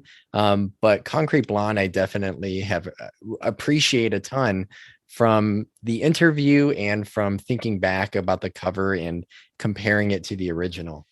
What I should have asked this earlier. What order would you like to talk about these songs in? We're already talking about Concrete Blonde. Should we talk about True first? That works for me. Okay, cool. So I'm glad that you talked about, being aware of Concrete Blonde. This was a name that, comes across your television screen when you're watching VH1 and MTV in the early to mid 90s. So this was sort of like a flashback for me exploring this band. So True is originally by Concrete Blonde, and the lyrics were written by Jeanette Napolitano. True is the opening track of their 1986 debut self-titled record. Propagandy even shows up on the Wikipedia entry for the band as great. Having covered True. So that's kind of cool. Propagandy is right there on the Wikipedia homepage for Concrete Blonde. And I'm sure some Propagandy super fan with editing power on Wikipedia went in there and added that. A little bit about Jeanette Napolitano. She was born in 1957 in California. She's a singer, songwriter, bassist, and is most well known for Concrete Blonde. And the Genius entry for this song says that Concrete Blonde is the band that Chris stole the Anti-Manifesto riff from. So when Chris says, by the way, I stole this riff, Genius.com identifies Concrete Blonde as the source of the stolen riff from Anti-Manifesto. Huh. So that was kind of mind-blowing to find when I was looking at the True Genius.com entry. You know what I mean? Yeah, I always thought it was Metallica. Dude, it says it's Concrete Blonde on Genius. Cannot confirm or deny, but that's what it says, because I saw it yesterday and I was like, well, obviously that is going in my notes. So I think that everybody out there has probably heard the song since we've been sampling it throughout this episode a little bit, but here is a bit of what the original song from Concrete Blonde in 1986 sounds like. So check out this clip. When I've had enough, I'll get a pickup truck and I'll drive away. I'll take my last $10 just as far as it will.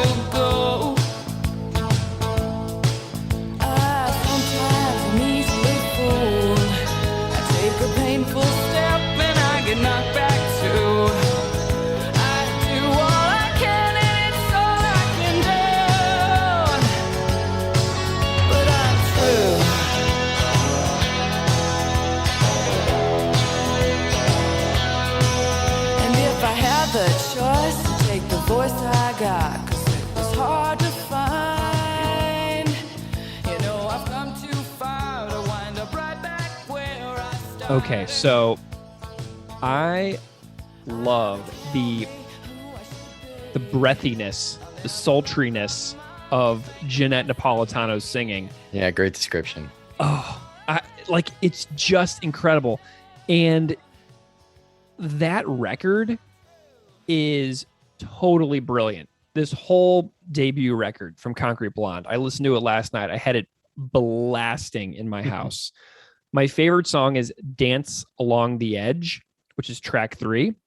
And in a few ways, this Concrete Blonde record is very much a punk record too.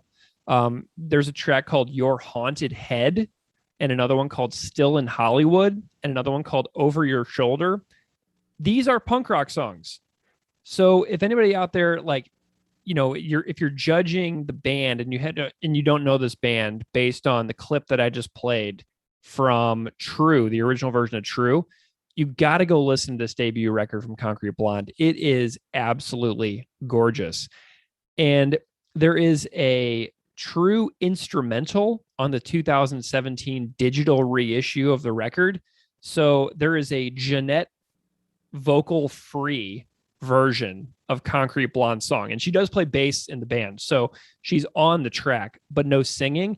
And I was like, well, this is a terrible idea because obviously she's the best part of the band. Yeah. But then like the guitar licks are all over the place, man. The guitar shredding on that song just comes right to the forefront when you remove the vocals, because her voice is so good that it's totally possible to completely overlook what the rest of the band is doing on the original version. So I was very skeptical. I was like, why would there be a Jeanette free version of this song right, when she's the best part of the song? But then I listened to it and I was like, wow, this band are full of players, man. So anyway, so those are some of my takeaways from the original version. Do you have any thoughts on that? Yeah, well, I've only really scratched the surface with them, but I'll say that, based on how you describe the vocals, to me, they're very kind of smoky and wispy. Yeah. And it's almost crooning, this wispy crooning to, at times, very powerful and emotive belting, very powerful singing.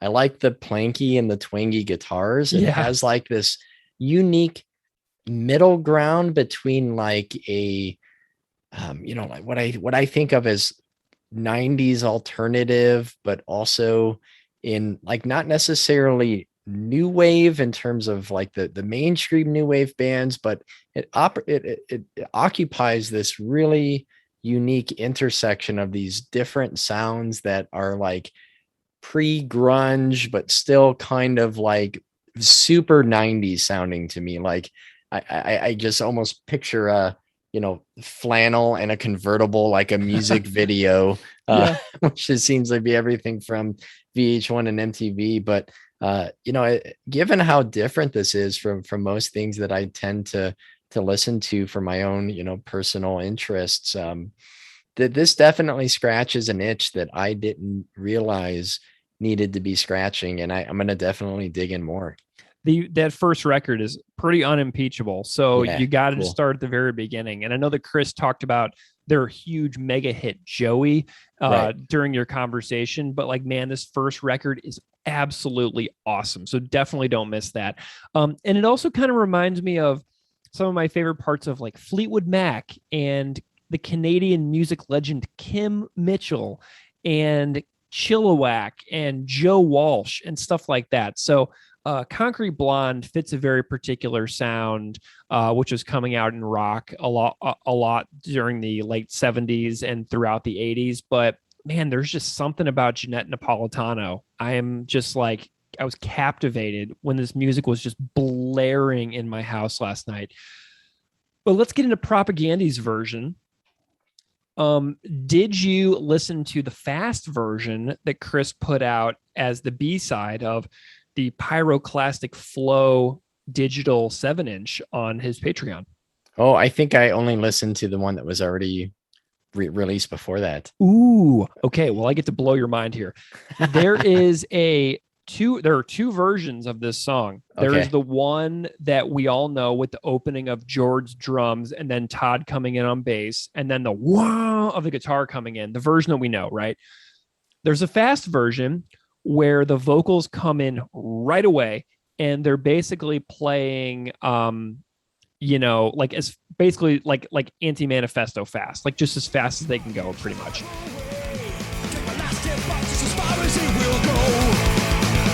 Sometimes I'm easily fooled. I take a single step back and not back too. I do what I can, it's all I can do. And I was like, whoa, this rips. This is pretty cool. But it's a way different version because there's none of that intro drumming. There's none of that intro bass. It's just right off the bat. Yeah. Chris comes right in. When I've had enough, we'll get a pickup truck and drive away. So he just launches right into the vocals at the first second. Cool. So instead of that build up, it just hits you in the face with vocals in the first second. So if the version of the fast version would have come out as the version on the compilation on Fat Records and on Quantity is Job Number One, everybody would have loved it because it was just that fast in your face, like minute and a half long song. But it's a huge contrast to the slower version that we all know better. And I think the slow one is much more interesting because it builds up through that opening drum beat.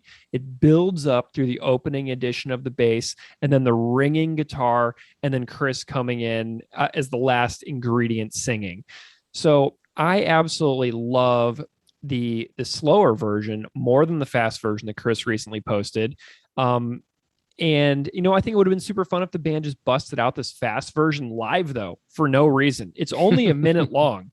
So, it can't be that hard for them to learn it and be like, oh, hey, back in the 90s, we decided we were going to learn this super fast version of the song that we did for the cover, True. And you guys all know it because it came out on that Fat Records compilation. Here was an alternative version we were learning at the time and also recorded. And here's what it would have sounded like if it was played at the speed of Anti-Manifesto.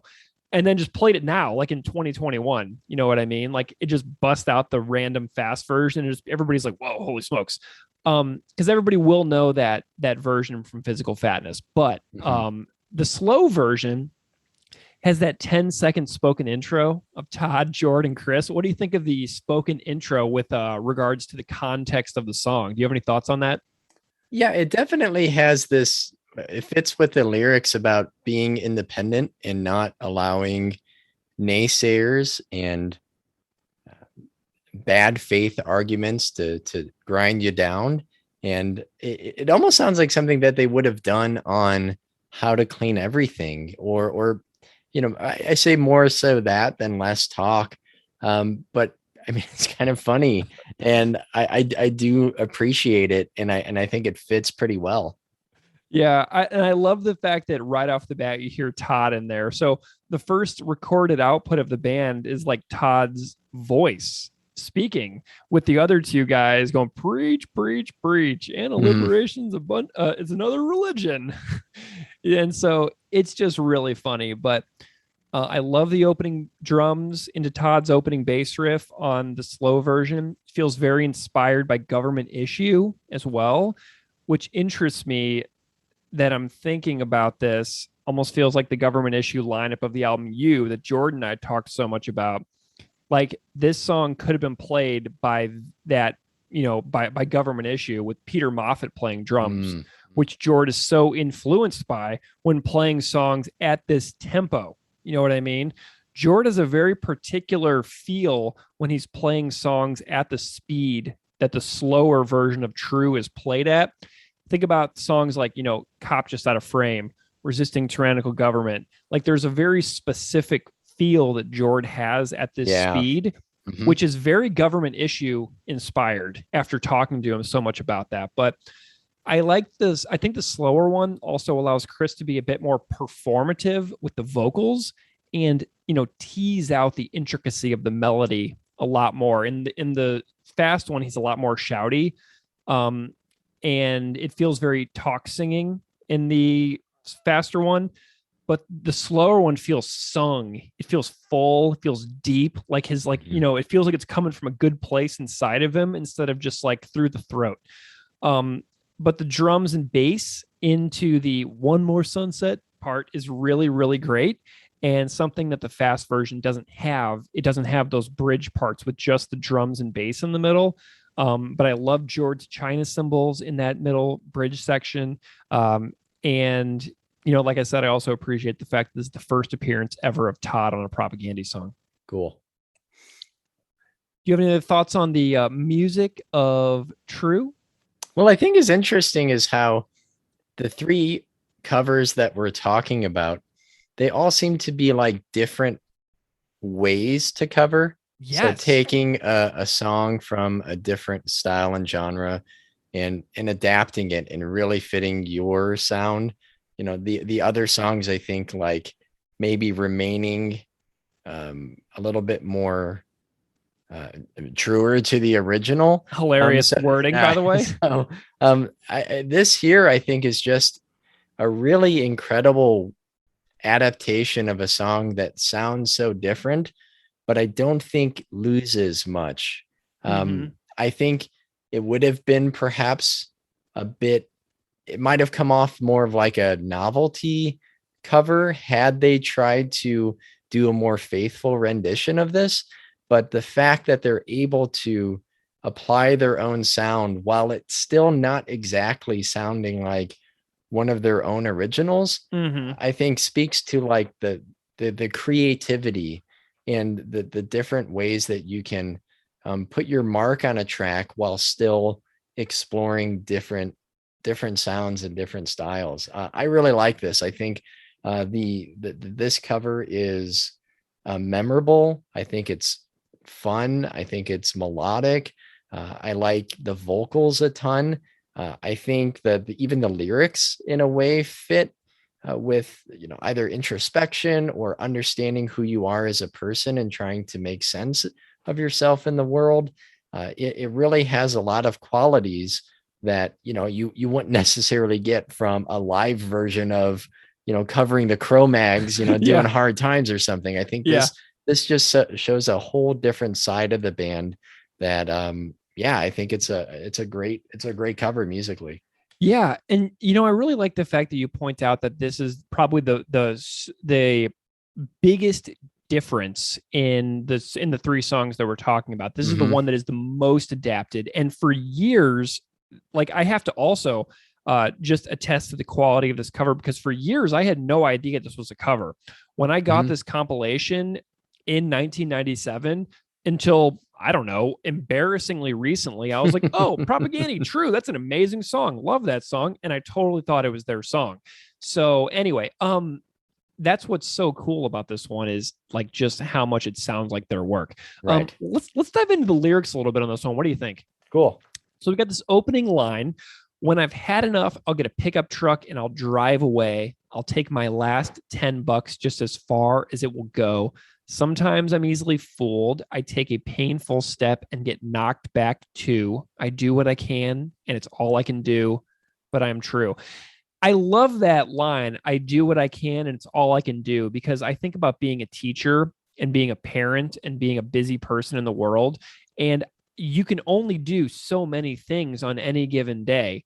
And if you do your best, that's all that anybody in the world can ask, even if you go home with only 1% of the 100% of things you could have accomplished.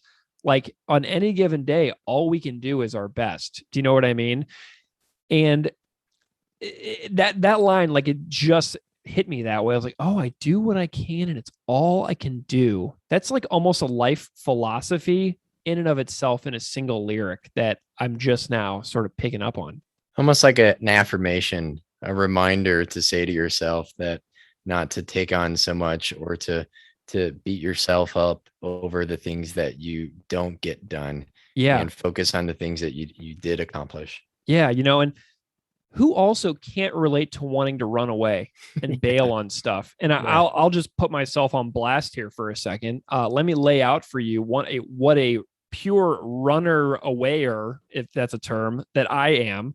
I have moved to multiple places on this planet because I thought that for a long time that moving to a new place would make me happy.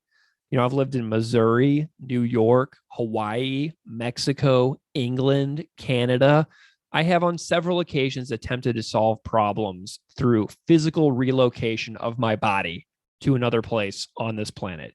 And I can tell you that at 37 years of age, closing in on 38 pretty dang quick, that my strategy for running away from my problems has not been successful. So if you're out there listening and you're thinking, oh, if I can just get to so-and-so place, man, those problems, man, they go with you.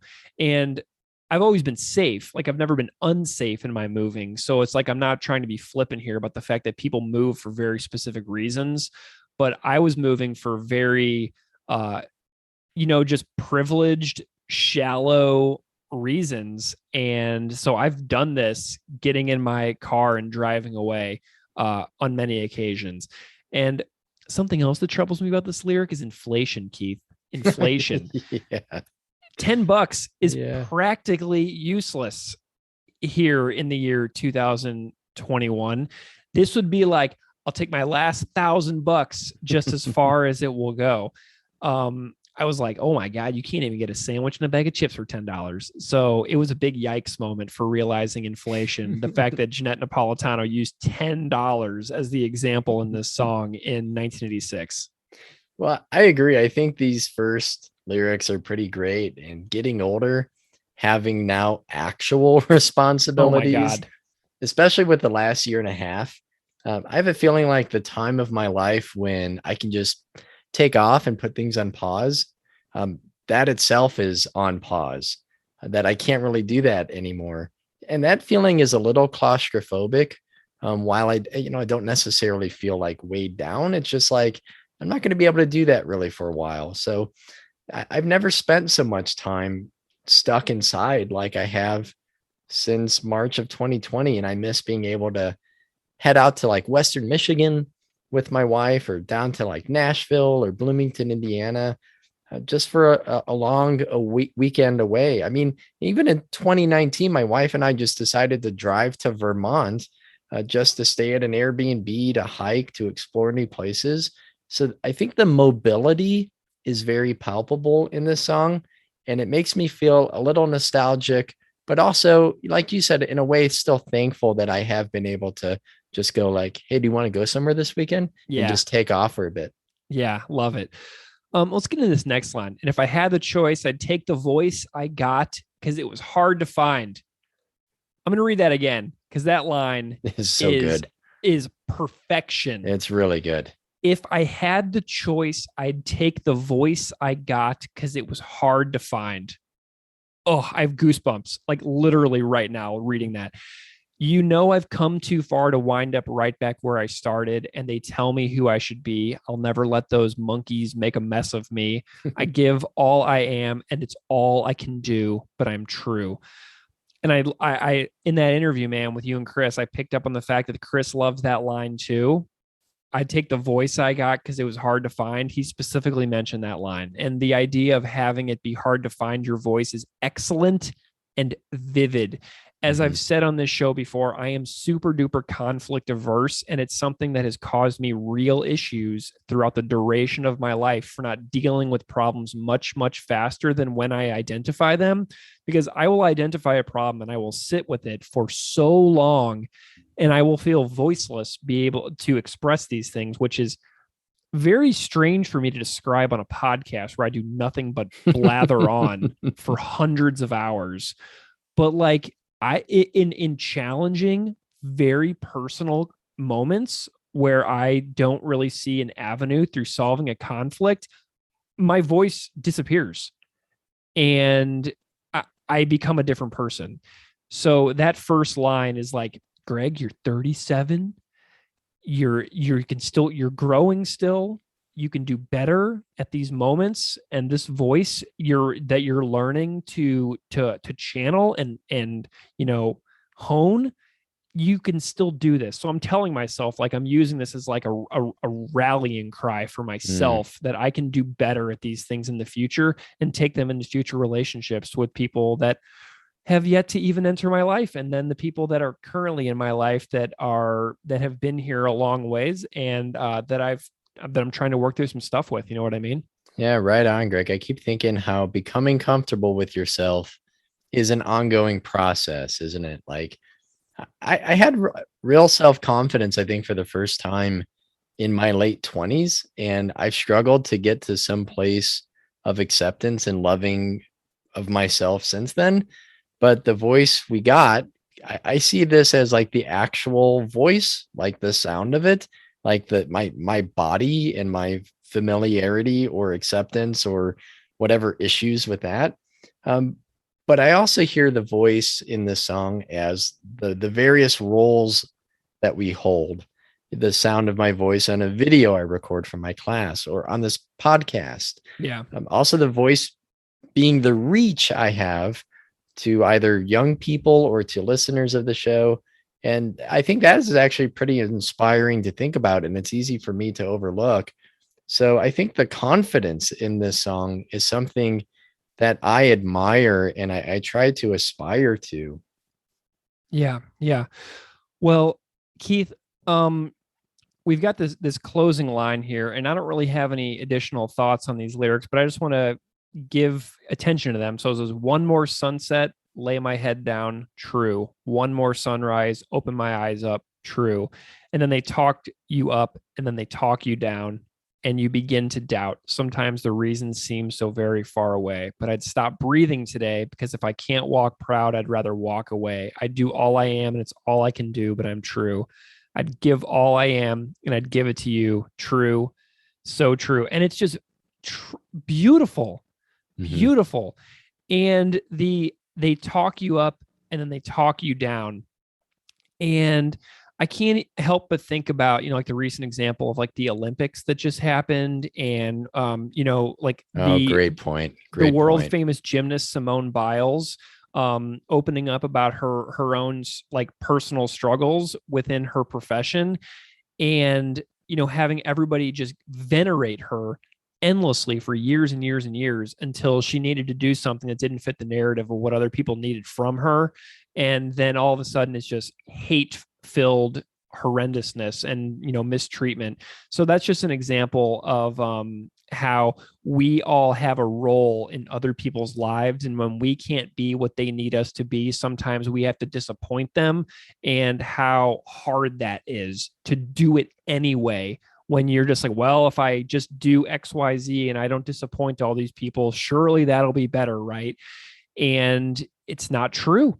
It's not your truth. It's not living your truth, and it does not oftentimes make one's life better. So that's just an example that I was thinking about with this closing lyric here. Yeah, forcing people to be our heroes on our terms, and then when they're not, right, then we turn them into the villains. Exactly.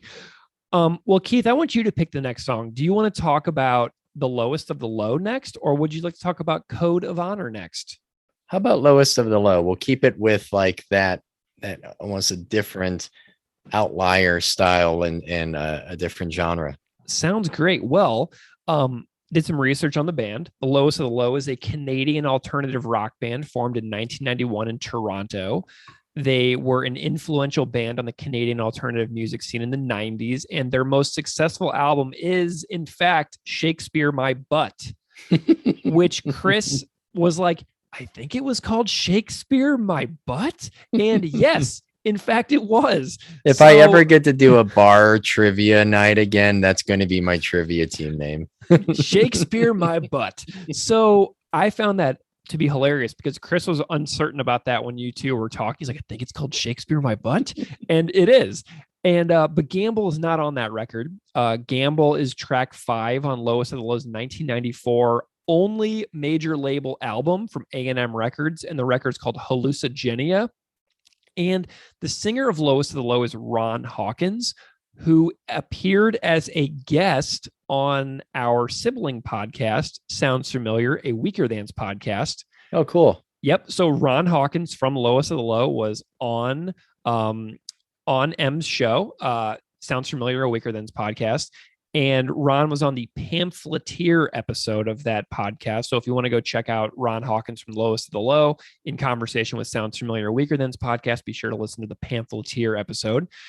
And I know that John K. Sampson is a fan of Lowest of the Low, and that sentiment goes both ways because the Lowest of the Low also has a Weaker Thans shout out in their song called A Casual Overdose, where they name drop the Weaker Thans. So check out Lowest of the Low, name dropping the Weaker Thans right here.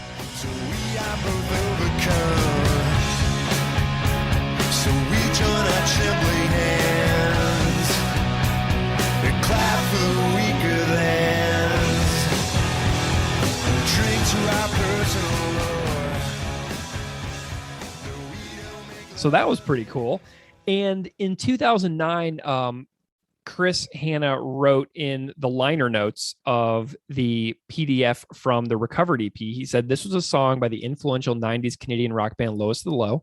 Although my interest in this kind of nauseatingly air quotes clever and air quotes ambiguously political college rock crap predictably waned as my musical horizons expanded and my patience for the precious shtick that every wiener in Canadian music wants to cobble a career out of took a kamikaze nosedive.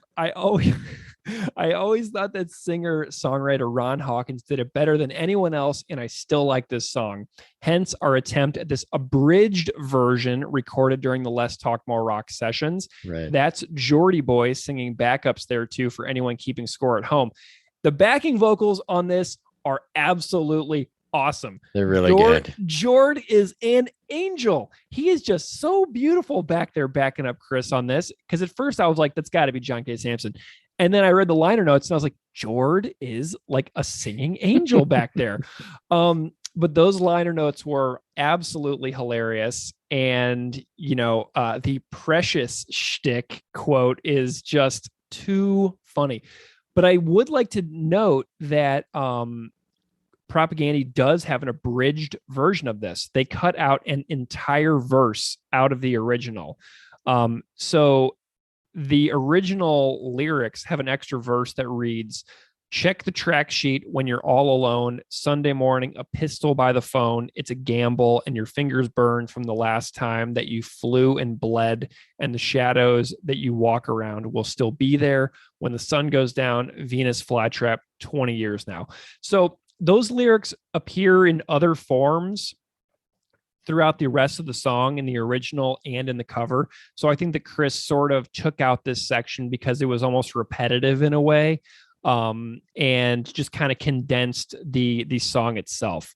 So yeah, do you have any thoughts on the beginning so far before we dive into this thing, particularly with the music? No, that about the vocals with Jord, that's great. I didn't realize that was him. So good. So That's good. great. So this is a good performance. I really love the chugga chugga palm muted parts on the guitar that strings together like the big chorus. Mm-hmm. And it reminds me of one of my great shames on this podcast, Keith. The fact that I didn't talk about the chugga chuggas on Die Jugend Marschiert. Mm.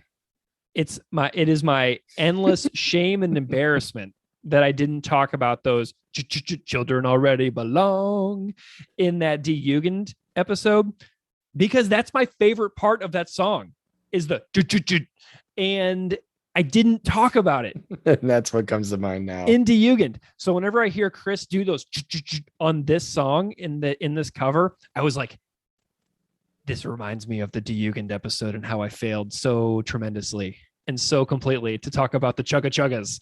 So I'm giving the chugga chugga tribute from Die Jugend to the Gamble episode. And so, yeah, that's basically my thoughts on this.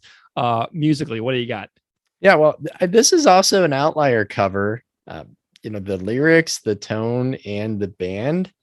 But I tell you, I really think this is one of the most memorable covers in Propaganda's entire catalog. So if both Concrete Blonde and the Lowest of the Low were bands that, if you heard them, you would think it wouldn't really work for Propaganda to cover them. So taking Concrete Blonde and making it fit in a way Propaganda's style, whereas hearing Propaganda, change their style to reflect more of the original version.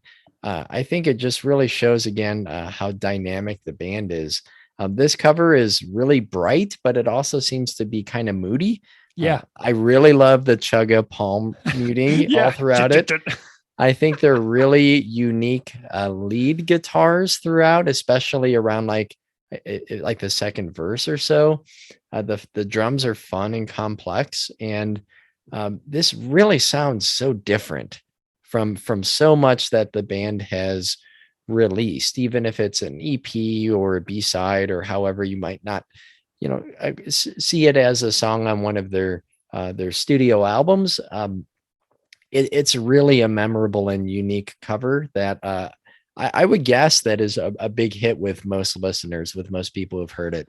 So our Hadron Collision guest was Aaron Scott from the band Marathon and Attica Attica. Right. And I was emailing back and forth with Aaron for a long time to get him on an episode because I love Aaron's work so much. But Aaron almost chose Gamble as his episode because he was like, I love that song so good. Much. It's really good. Really good. So this is really impressive, this Concrete Blonde and Lowest of the Low cover, because it's just so different than what Propaganda would have ever done. But like, I think the closest Propaganda would have ever come to this style is Refusing to Be a Man. Yeah. That's a great, I agree. Yeah. And like, that makes sense too, for me, because they did that song and this song in the same session. Sure. Yeah. So, Keith, what do you think about this minute-plus long outro on the music where they pay direct homage to Metallica's Hit the Lights, which is pretty freaking sweet? I don't know if I ever made that connection. Dude, it's the right. It's that China symbol. No, I totally hear it now in my head now that you say it, but I don't think I made that connection until now. Oh yeah, that outro is totally Hit the Lights by Metallica, which I guess we should just go ahead and play a clip for instead of talking about it. So here's Propaganda's outro, and so check this out.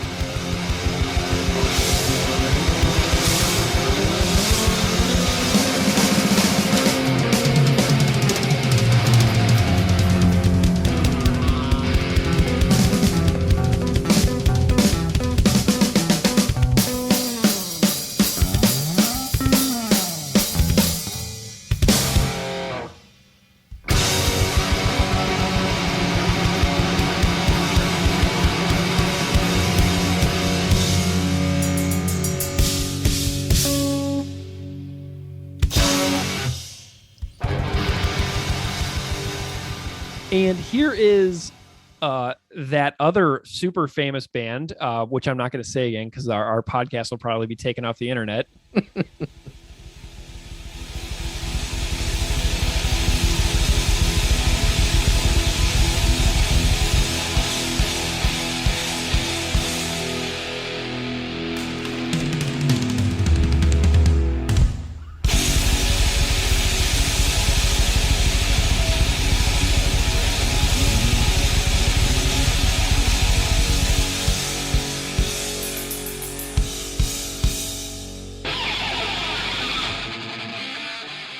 So that's like a direct it's direct tribute. I mean, it's really hilarious. And the fact that they go from one cover from a 90s college rock band to, Kill 'Em All as the transition is absolutely amazing, because they do this ridiculously long extended outro for like a minute and 20 seconds. I mean, it's absolutely nuts. But I also love the fact that John K. Samson went do do do do do do do do on the bass. Yeah. So he's like doing the public disservice announcement bass riff in the middle of the outro, which totally just like had me just rolling. I was like, these guys were just like exhausted and like losing their minds, because this is just completely ridiculous at this point. It's also great taking this college rock song and then, chopping onto it at the very end. The thrashy outro, from Metallica. Like, in case you thought this was not exactly what you wanted to hear from us, here's this nugget of metal at the end. I feel so embarrassed that I didn't even pick that up before. No embarrassment, no shame intended. It's just too funny. No, yeah. Okay, so let's talk about the lyrics. So we got this first line. Your hips are swaying and your eyes are saying that you need two gamblers for this game you're playing. And I might want you, but I don't need you. And you won't sleep in my bed anymore. And dude, this reminds me of the conversation that we had about dancing in that government issue episode. Oh, right. Oh, man, those nightclub lights, the smells and sounds of Saturday night, like in, the pre-pandemic, like reality in which we used to reside. That locking of eyes with a person in a room. It's powerful, man. Really powerful. And, life is a risk in general. We all take little risks every single day when we go out into the world. And, dating, another thing that this reminds me of, like dating in general, like if you go on a date with somebody and you think it goes great and you leave that date on like cloud nine, and then like the next day, like they're not texting you back. And then they're like, oh, hey, something came up. I'm sorry. Dude, that sucks. So, we all take little risks all the time when it comes to these type of situations, and finding myself single at 37 is pretty unexpected. And I think about dating and it scares me and also makes me just kind of filled with wonder to put myself out there in the world and see who enters my life from stage left. You know what I mean? So I'm thinking about this song, like meeting new people and just being excited to be in the world again, but also being like, whoa, I might really get hurt. And so that's out there too. You know what I mean? Yeah. The two gamblers being both people taking a risk at something that they don't know exactly how it's going to turn out. Mm-hmm. And what I love about these songs is how clear I think this is sung here, how drastically different they are from most other subject matter in a propaganda song. But there's like just an honesty and a vulnerability in Chris's voice that stands out, that I think is very moving. There's something about his voice throughout this song that hits me in a way that doesn't in most other propaganda tracks. Yeah. Let's hit this next line. It seemed like a dead end, even when I was 7, to sing for this country with your hands up to heaven, because God was dead then and he's never coming back again. And I don't think about it anymore. Mm-hmm. This is a very propaganda line to me. You know what I mean? It's about like painting a picture of a kid in a church being told to pray to somebody that they really don't have the capacity to think about a whole heck of a lot in any rational sense. And they're being told, this is what we do, so do it. And they're like, oh, and by the way, there's the Canadian flag, salute it. There's the American flag. Oh, salute it, pledge allegiance to it. So that it reminds me of a lot of what propaganda has addressed, but I'm not sure how or why this line is connected to the opening vignette, like about the nightclub, like the gamblers. Like this is like a total topic shift for me lyrically. Yeah. But it seems to be a writing technique that Ron Hawkins does to drop little vignettes to paint a picture for the listener about ordinary life. Do you know what I mean? He's painting the picture of the two gamblers meeting. He's painting the picture of the little kid, like, in church praying with the flags hanging on the wall. So this is a really interesting picture painted. And I found myself not liking the way that it jumps from the gamblers to the kid with their hands in the air to heaven. I was like, this doesn't make any sense to me. There's no narrative here. But then I was like, oh, the one line is the story. And you just take the story out of this one section. So it's a story within a story within a story in this song. Instead of one story, there are several short stories. So I had to rethink how I was thinking about this song. But it says so much about what we ask of children as far as pledging allegiance goes, going to church, praying, programming them into certain forms of belief and worship, talking about countries as some kind of godly ordained creation, talking about the inevitability of a country's greatness, and brainwashing youth into forms of mass commitments and ideals to ideologies that later in life, they're going to be like, oh, this kind of sucks. I'm really feeling kind of crappy about myself that I was so into this for so many years because everybody told me this was the way, and now it isn't. And I have to find my own way in life. And it's really disorienting to realize those moments. But anyway, what did you think about this line?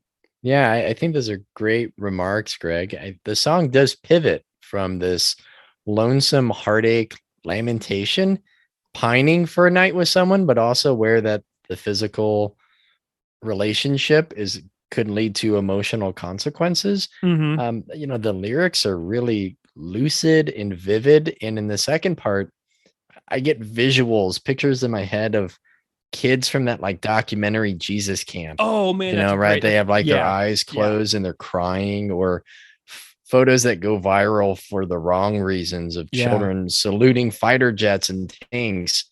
It's like there's this acknowledgement of indoctrination and conditioning.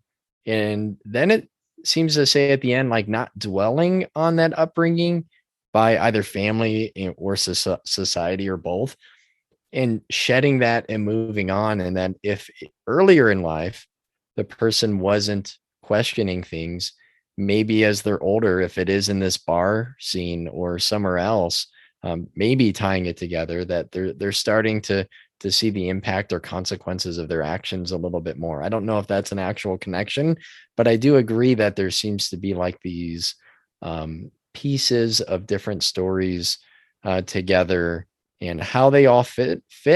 I don't necessarily know if I understand, but I like that it's unorthodox in its writing.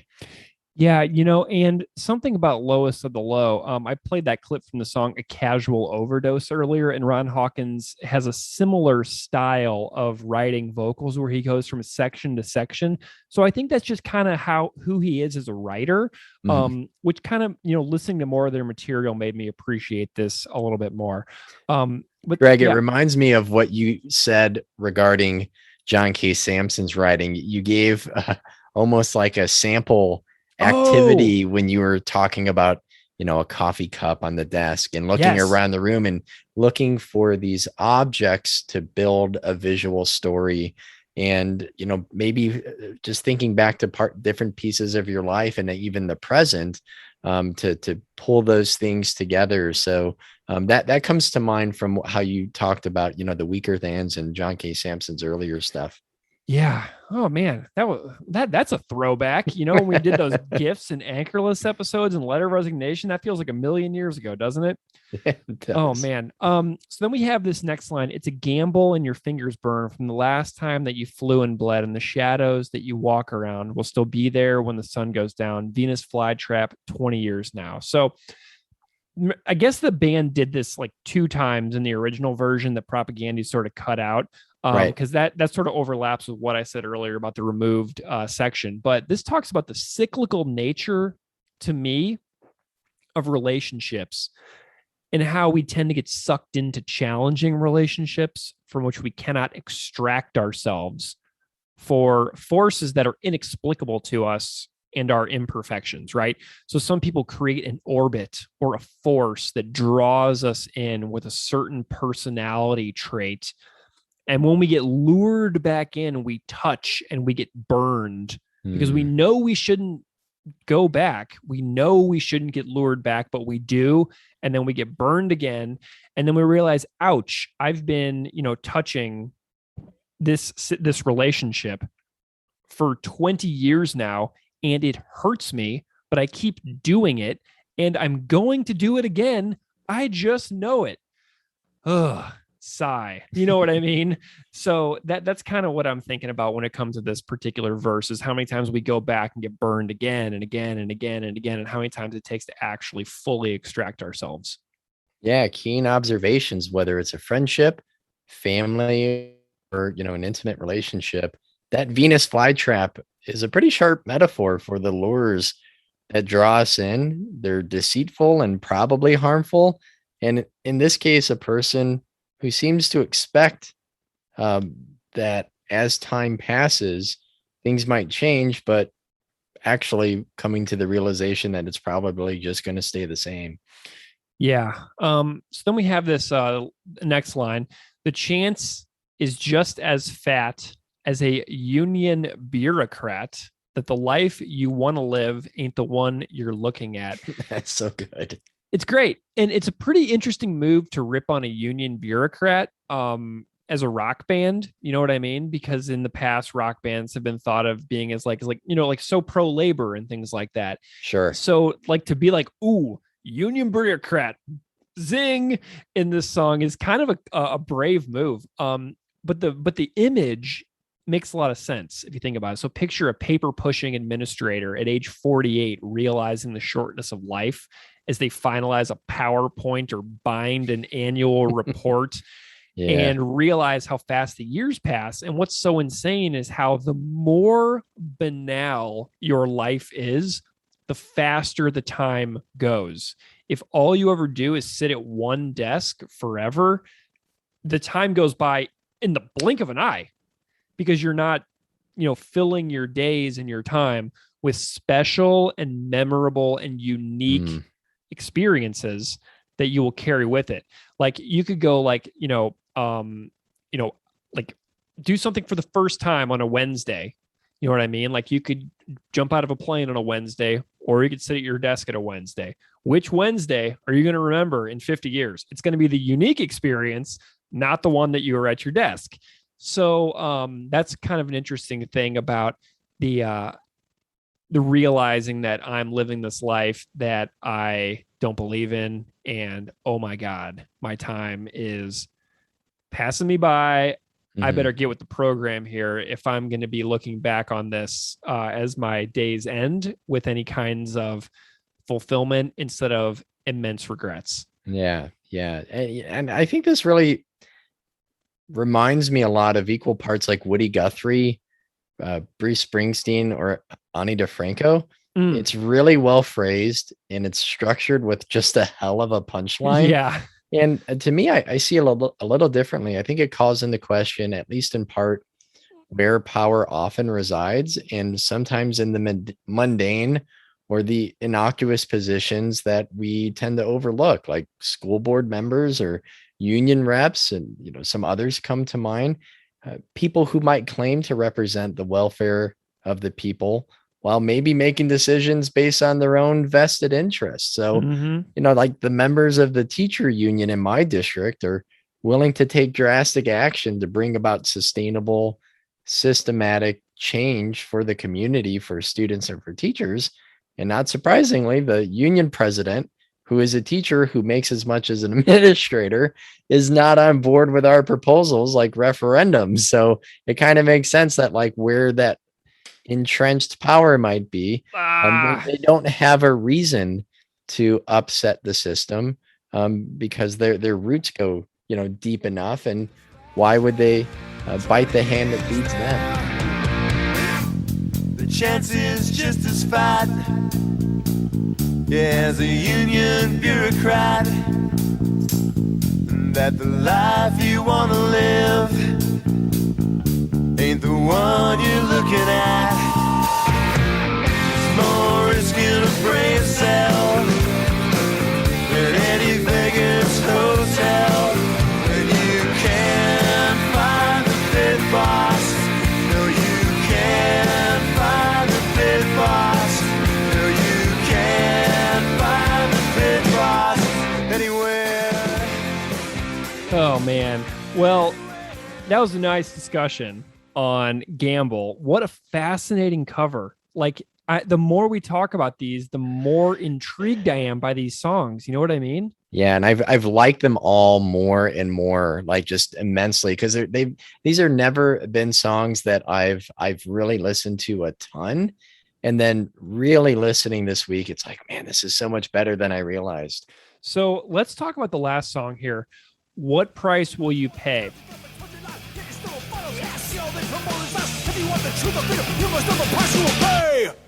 And still, it all goes on around us. Our government supplies military aid to another, promotes racism, supplies drugs to the end of the world to keep them happy. And most of us just sit back and suck it all up. Can't you see the system's just a game? They all know it, and they'll still play it. Smash it up!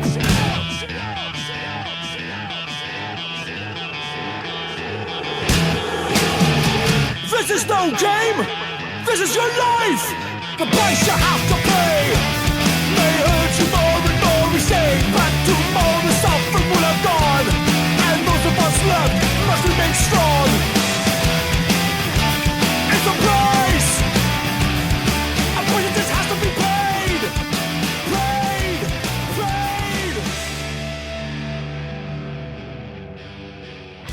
Now, Cool.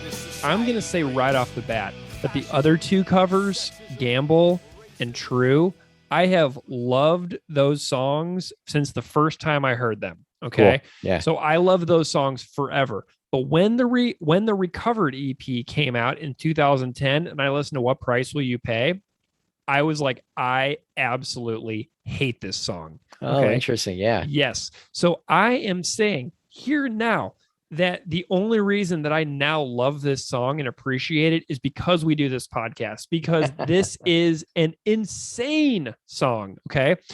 This song, What Price Will You Pay, was written by Code of Honor. It is track 2 on the Subterranean Records 2006 reissue of Code of Honor's complete studio recordings, 1982 to 1984.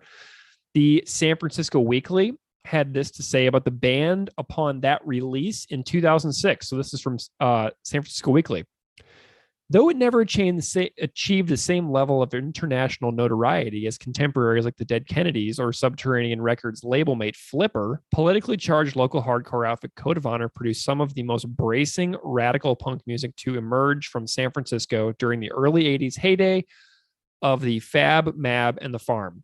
Formed by Subterranean co-founder and in-house producer Michael D. Fox after the sudden dissolution of his band Sick Pleasure, Code of Honor railed furiously against the status quo of Reagan's America and complacency among young punks with the songs compiled on the recently released complete studio recordings 1982 to 1984.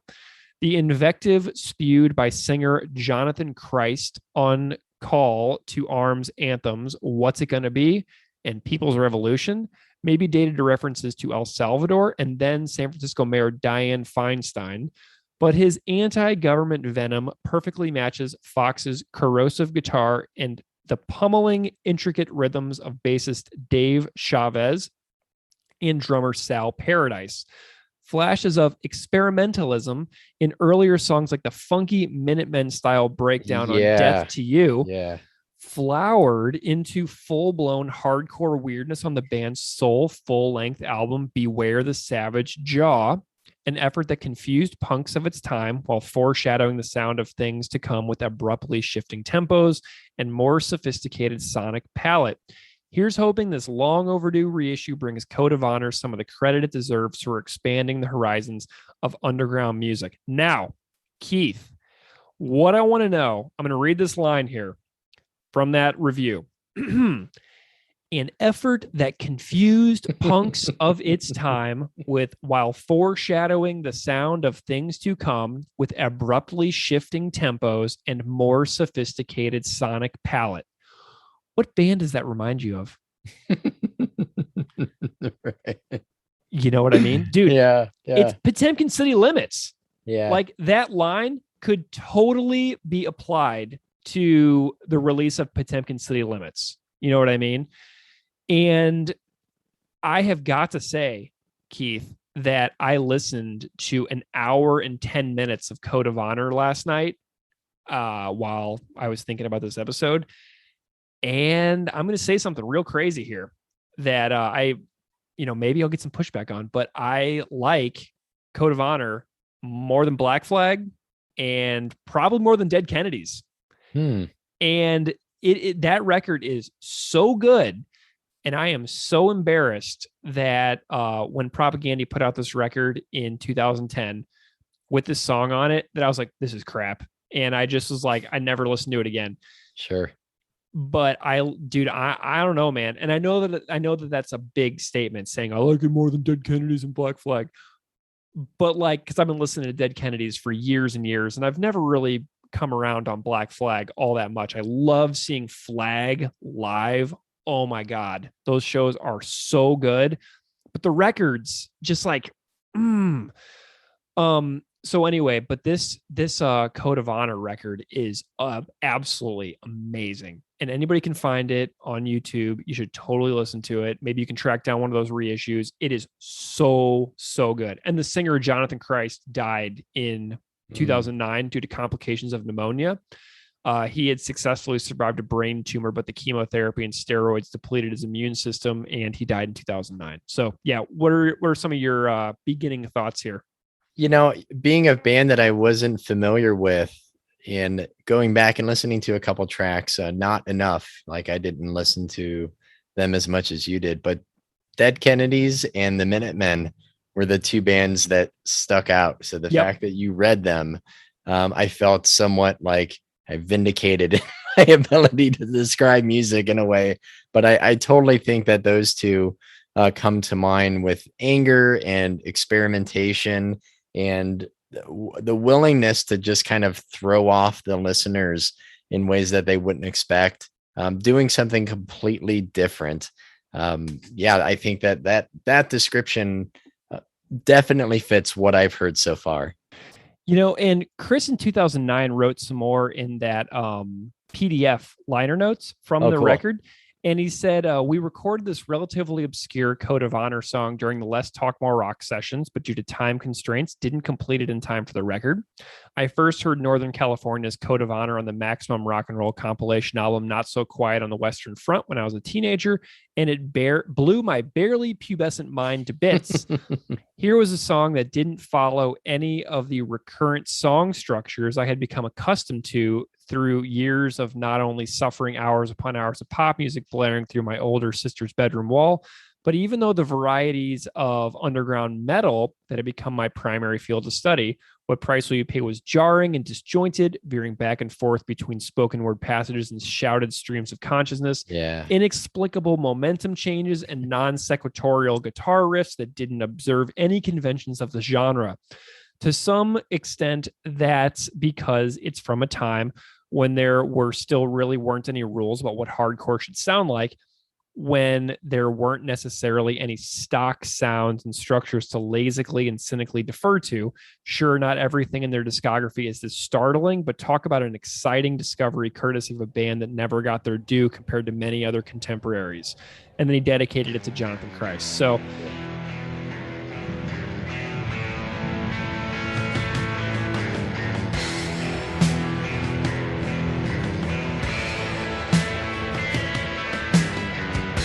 How many more lives will be taken and crushed out? How many more minds will be shattered, destroyed by what they've been taught?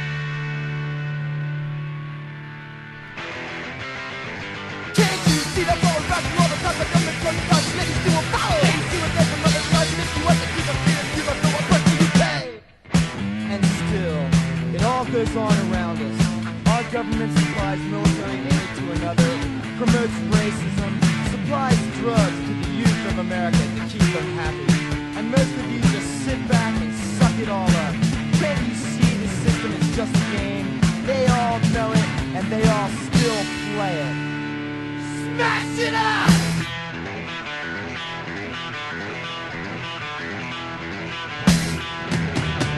This is no game!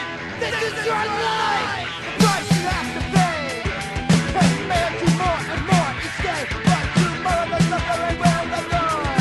And those of us left must remain strong. It's a price! A price that has to be paid!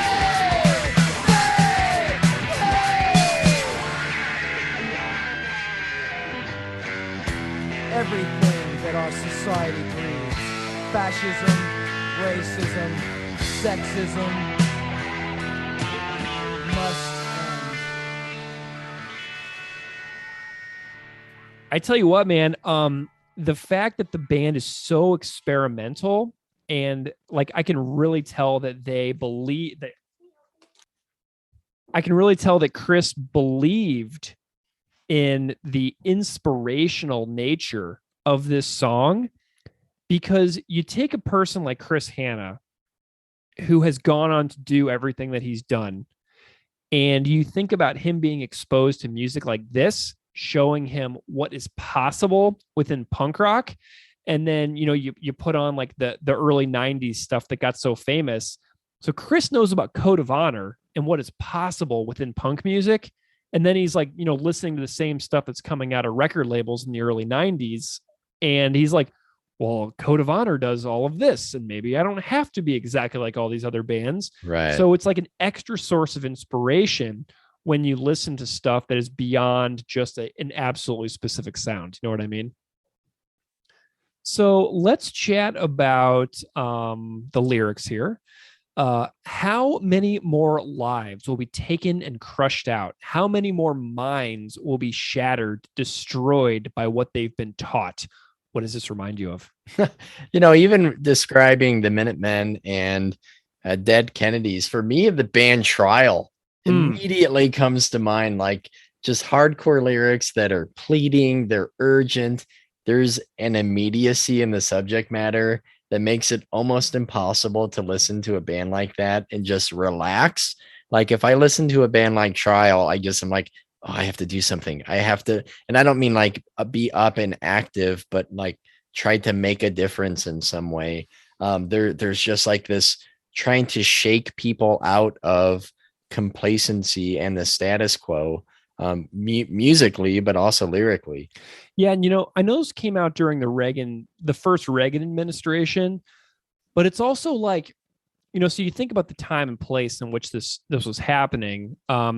Reagan like just totally was a political wave that swept the nation.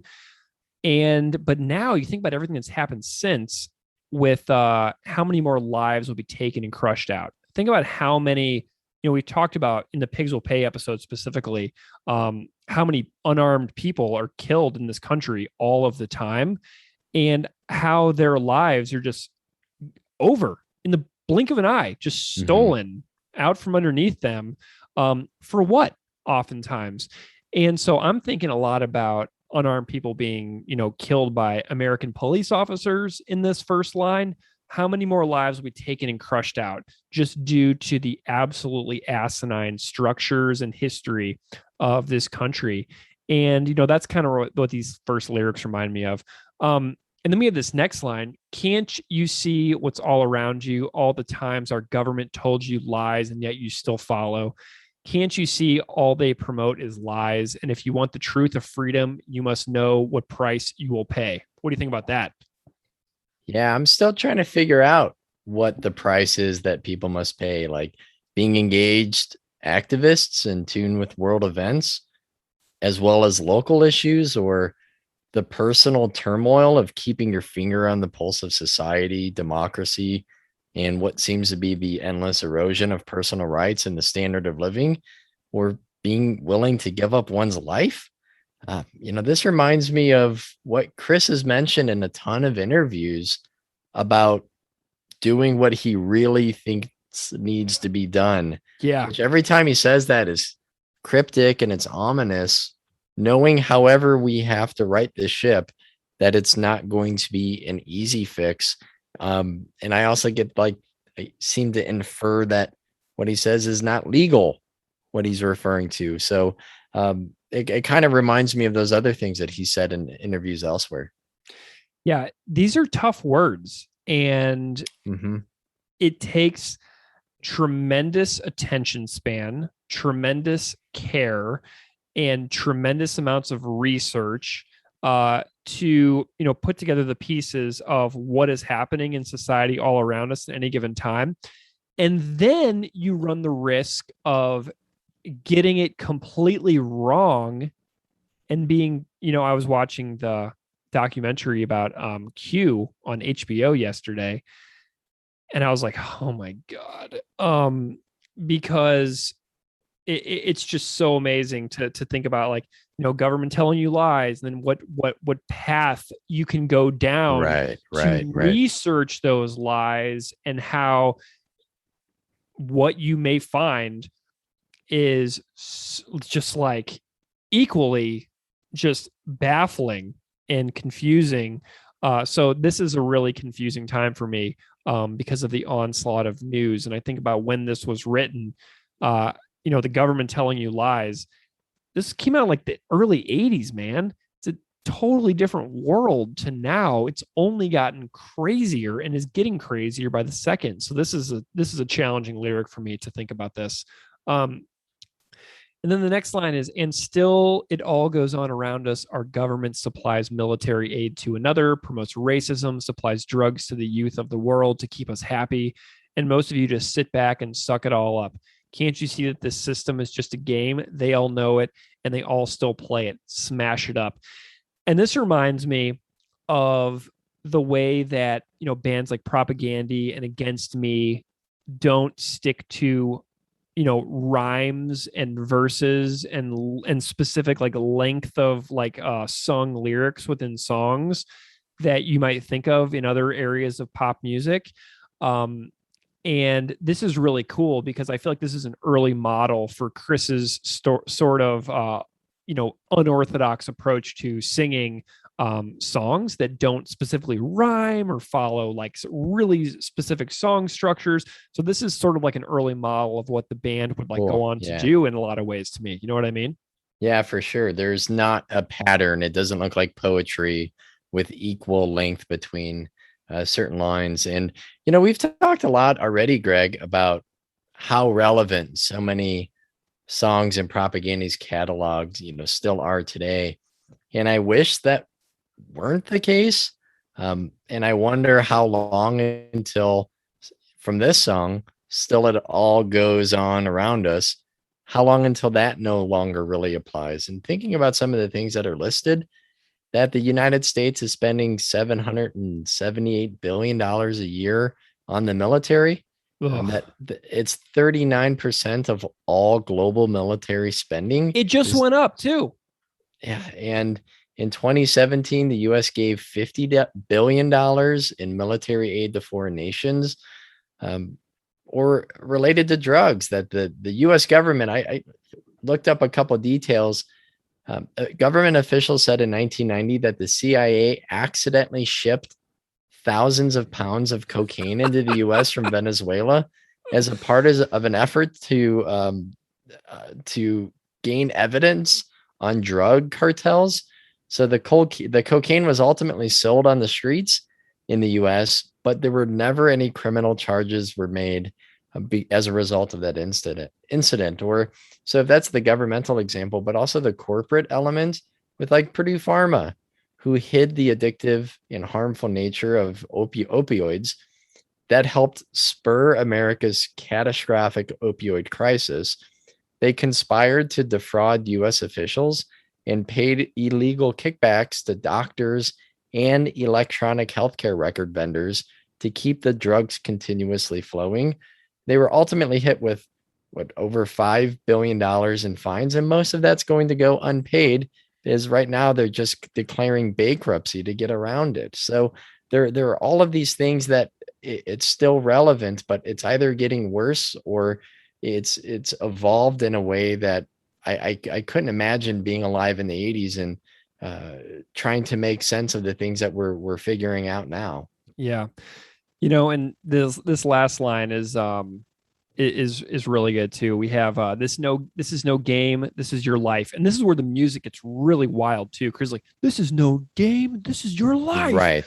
The price you have to pay may hurt you more and more each day, but tomorrow the suffering will have gone, and those of us left must remain strong. It's a price that just has to be paid.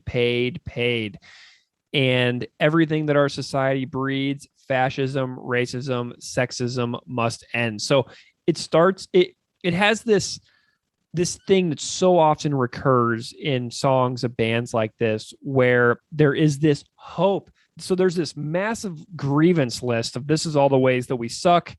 Here is what we can actually do. You know what I mean? So there's constantly this reference back to things at the end of songs that I enjoy so much, like this one, of, oh my God, there can be an improvement in the future.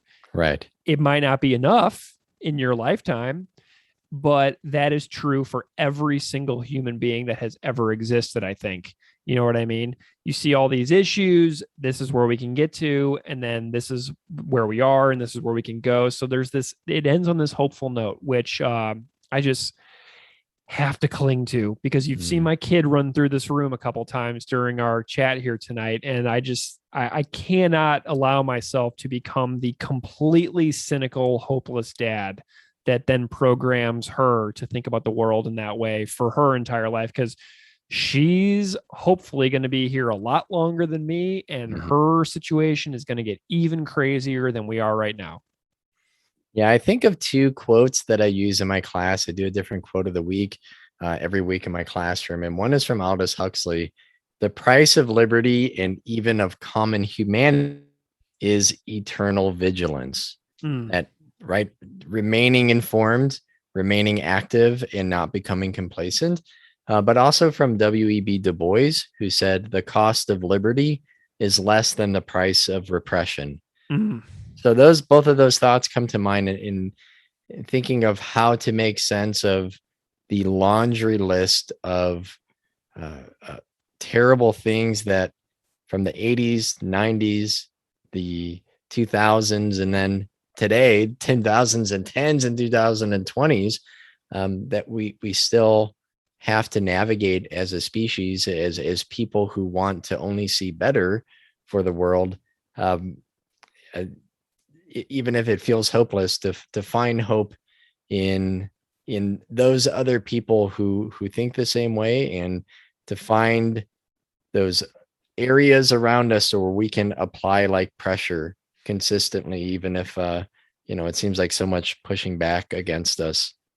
Yeah, and so I've loved talking about these three songs. Mm, The one that I've come around on the most by far is the Code of Honor song. yeah. I did not enjoy that cover when it came out. Loved the other two covers the whole time. Didn't even know True was a cover for many years. Maybe I didn't even know if Gamble was a cover for many years either. I don't know. I think I knew that Gamble was a cover, but I definitely did not know that True was a cover. But I definitely did know that What Price Will You Pay was a cover. And I knew that I didn't like it. And now I love it. Cool. So I got some YouTube comments. I got about each band. I'll specify. So Cool. True, a Propagandy True YouTube comment is just as good as the original. Love it. So that was awesome. And then on Concrete Blonde, this is a response to Concrete Blonde's True on YouTube. In 1991, this song inspired me to make a gigantic move, and that was to move to California from Florida at the age of 20. I'm still here in California and so grateful that I made that step. It was super scary at the time. I knew one person out here then. It changed my life forever. That's awesome. Wow. So I loved that YouTube comment. Just somebody's life story in response to a song. Just fabulous. And so Gamble, in response to Propagandy, Gamble, somebody says, I love these guys. All their stuff is awesome. I know this one is a cover, but it has always been one of my favorites. Take a few and listen. You'll be glad you did. And I agree. And of Lowest of the Low on Gamble, of their version, somebody wrote, Propagandy brought me here. So I thought that was pretty sweet, because that just goes to show that when a band covers a song, the band's fan base is going to find the original band to some degree. Some fans of the band who covers the song will find the original band, and that's how you grow fan bases. That's how you get like more people at shows who wouldn't have found you otherwise. So I thought that was awesome. And then What Price Will You Pay of Propagandy? Somebody wrote, they didn't write a bad song, they ruined a great song. So so somebody was not pleased with Propagandy's version. And I replied to that one. I said, bit harsh, eh? So I replied to the hater, because I was once upon a time a hater of this cover, and now I'm not. So, this person, maybe they can change as well. And then of Code of Honor, somebody wrote, this band's recordings don't do them justice, way better live. And someone else said, appropriate for what is going on in the world now. Yeah, no kidding. So all of that, those are all my comments. Keith, I don't really want to rate the songs this week. What do you think? Okay. No. Do you have any reflections just upon our conversation this evening? Like, we haven't talked in a couple weeks, and you did this chat with Chris, and I'm curious just what your thoughts are at the end here tonight. Yeah, I guess it's hard with three different songs that are pretty drastically different. Very. But, as you know, and as some people on social media know, that I've been kind of not in the best place dealing with the death of a former student who was really, really important to me. He was important to my community. He was the child of a coworker. And, after thinking about what I asked Chris about, how do you make sense of all of the things that, weigh you down, or the hard things to follow in the news. And I guess since the loss of my former student, I just keep thinking about, what do people seem to be like the most responsive toward, and what do they all say about him? And that's like positivity and energy and encouragement and being genuine. And while I don't think that's enough to, like, save the human species, like mankind, I do think it's enough to impact the people that are directly within your orbit. And we live in multiple worlds. Like, we live in the planet, we live in a country, and in states and communities, and in these different, like, Russian nesting dolls that are the places that we occupy. And the world is directly, immediately around us. And I guess it's easy to forget that we have immense power over. And whether that's being true to yourself, whether that is realizing that, like, your actions and your words matter, and there are these oppressive forces in the world, and to apply pressure back where you can, if it's to be as genuine and supportive, and as I don't know, like, what you want to see in other people. I think that's the biggest legacy that or lesson that I've taken from what seems to be a tragedy without a lesson. And I think if any, whatever song we would have talked about tonight, that's still just occupying so much of my headspace, that I would have ended up bringing up and tying it in with how I'm trying to navigate all of that right now. But I was thankful for Chris's conversation, especially we're realizing that, there are people doing things in our communities that are doing good. And sometimes we need to just find them and assist them, rather than lamenting that we can't change things. We need to look for those people who are actively doing things, whether it's the positive people in our lives, or the activists, or the community organizations who are working to bring about real change. So that's a very meandering response to your question, but I guess that's what I'm thinking about right now. I love it. Well, Keith, I'm just going to keep it short and just say that I'm grateful to you for your partnership in this project. And I'm grateful we get to do this. These are sustaining and rejuvenating conversations for me, and I hope for listeners too, and if anybody wants to reach out, or hit us up, you can always find me relentlessly on Twitter and Instagram at propagandipod, and an email at propagandipod@gmail.com. We've got a ton of episodes, partially finished for the near future. So we'll see you next time. And thank you so much to Chris for coming on and hanging out with Keith. And thank you so much to everybody out there for listening. And we'll see you next time. We'll still be there when the sun goes down. Be this flat trap 20 years now.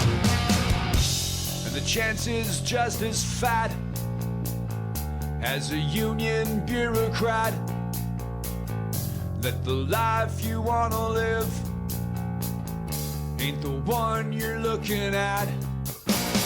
There's more risk in a brain cell than any Vegas hotel.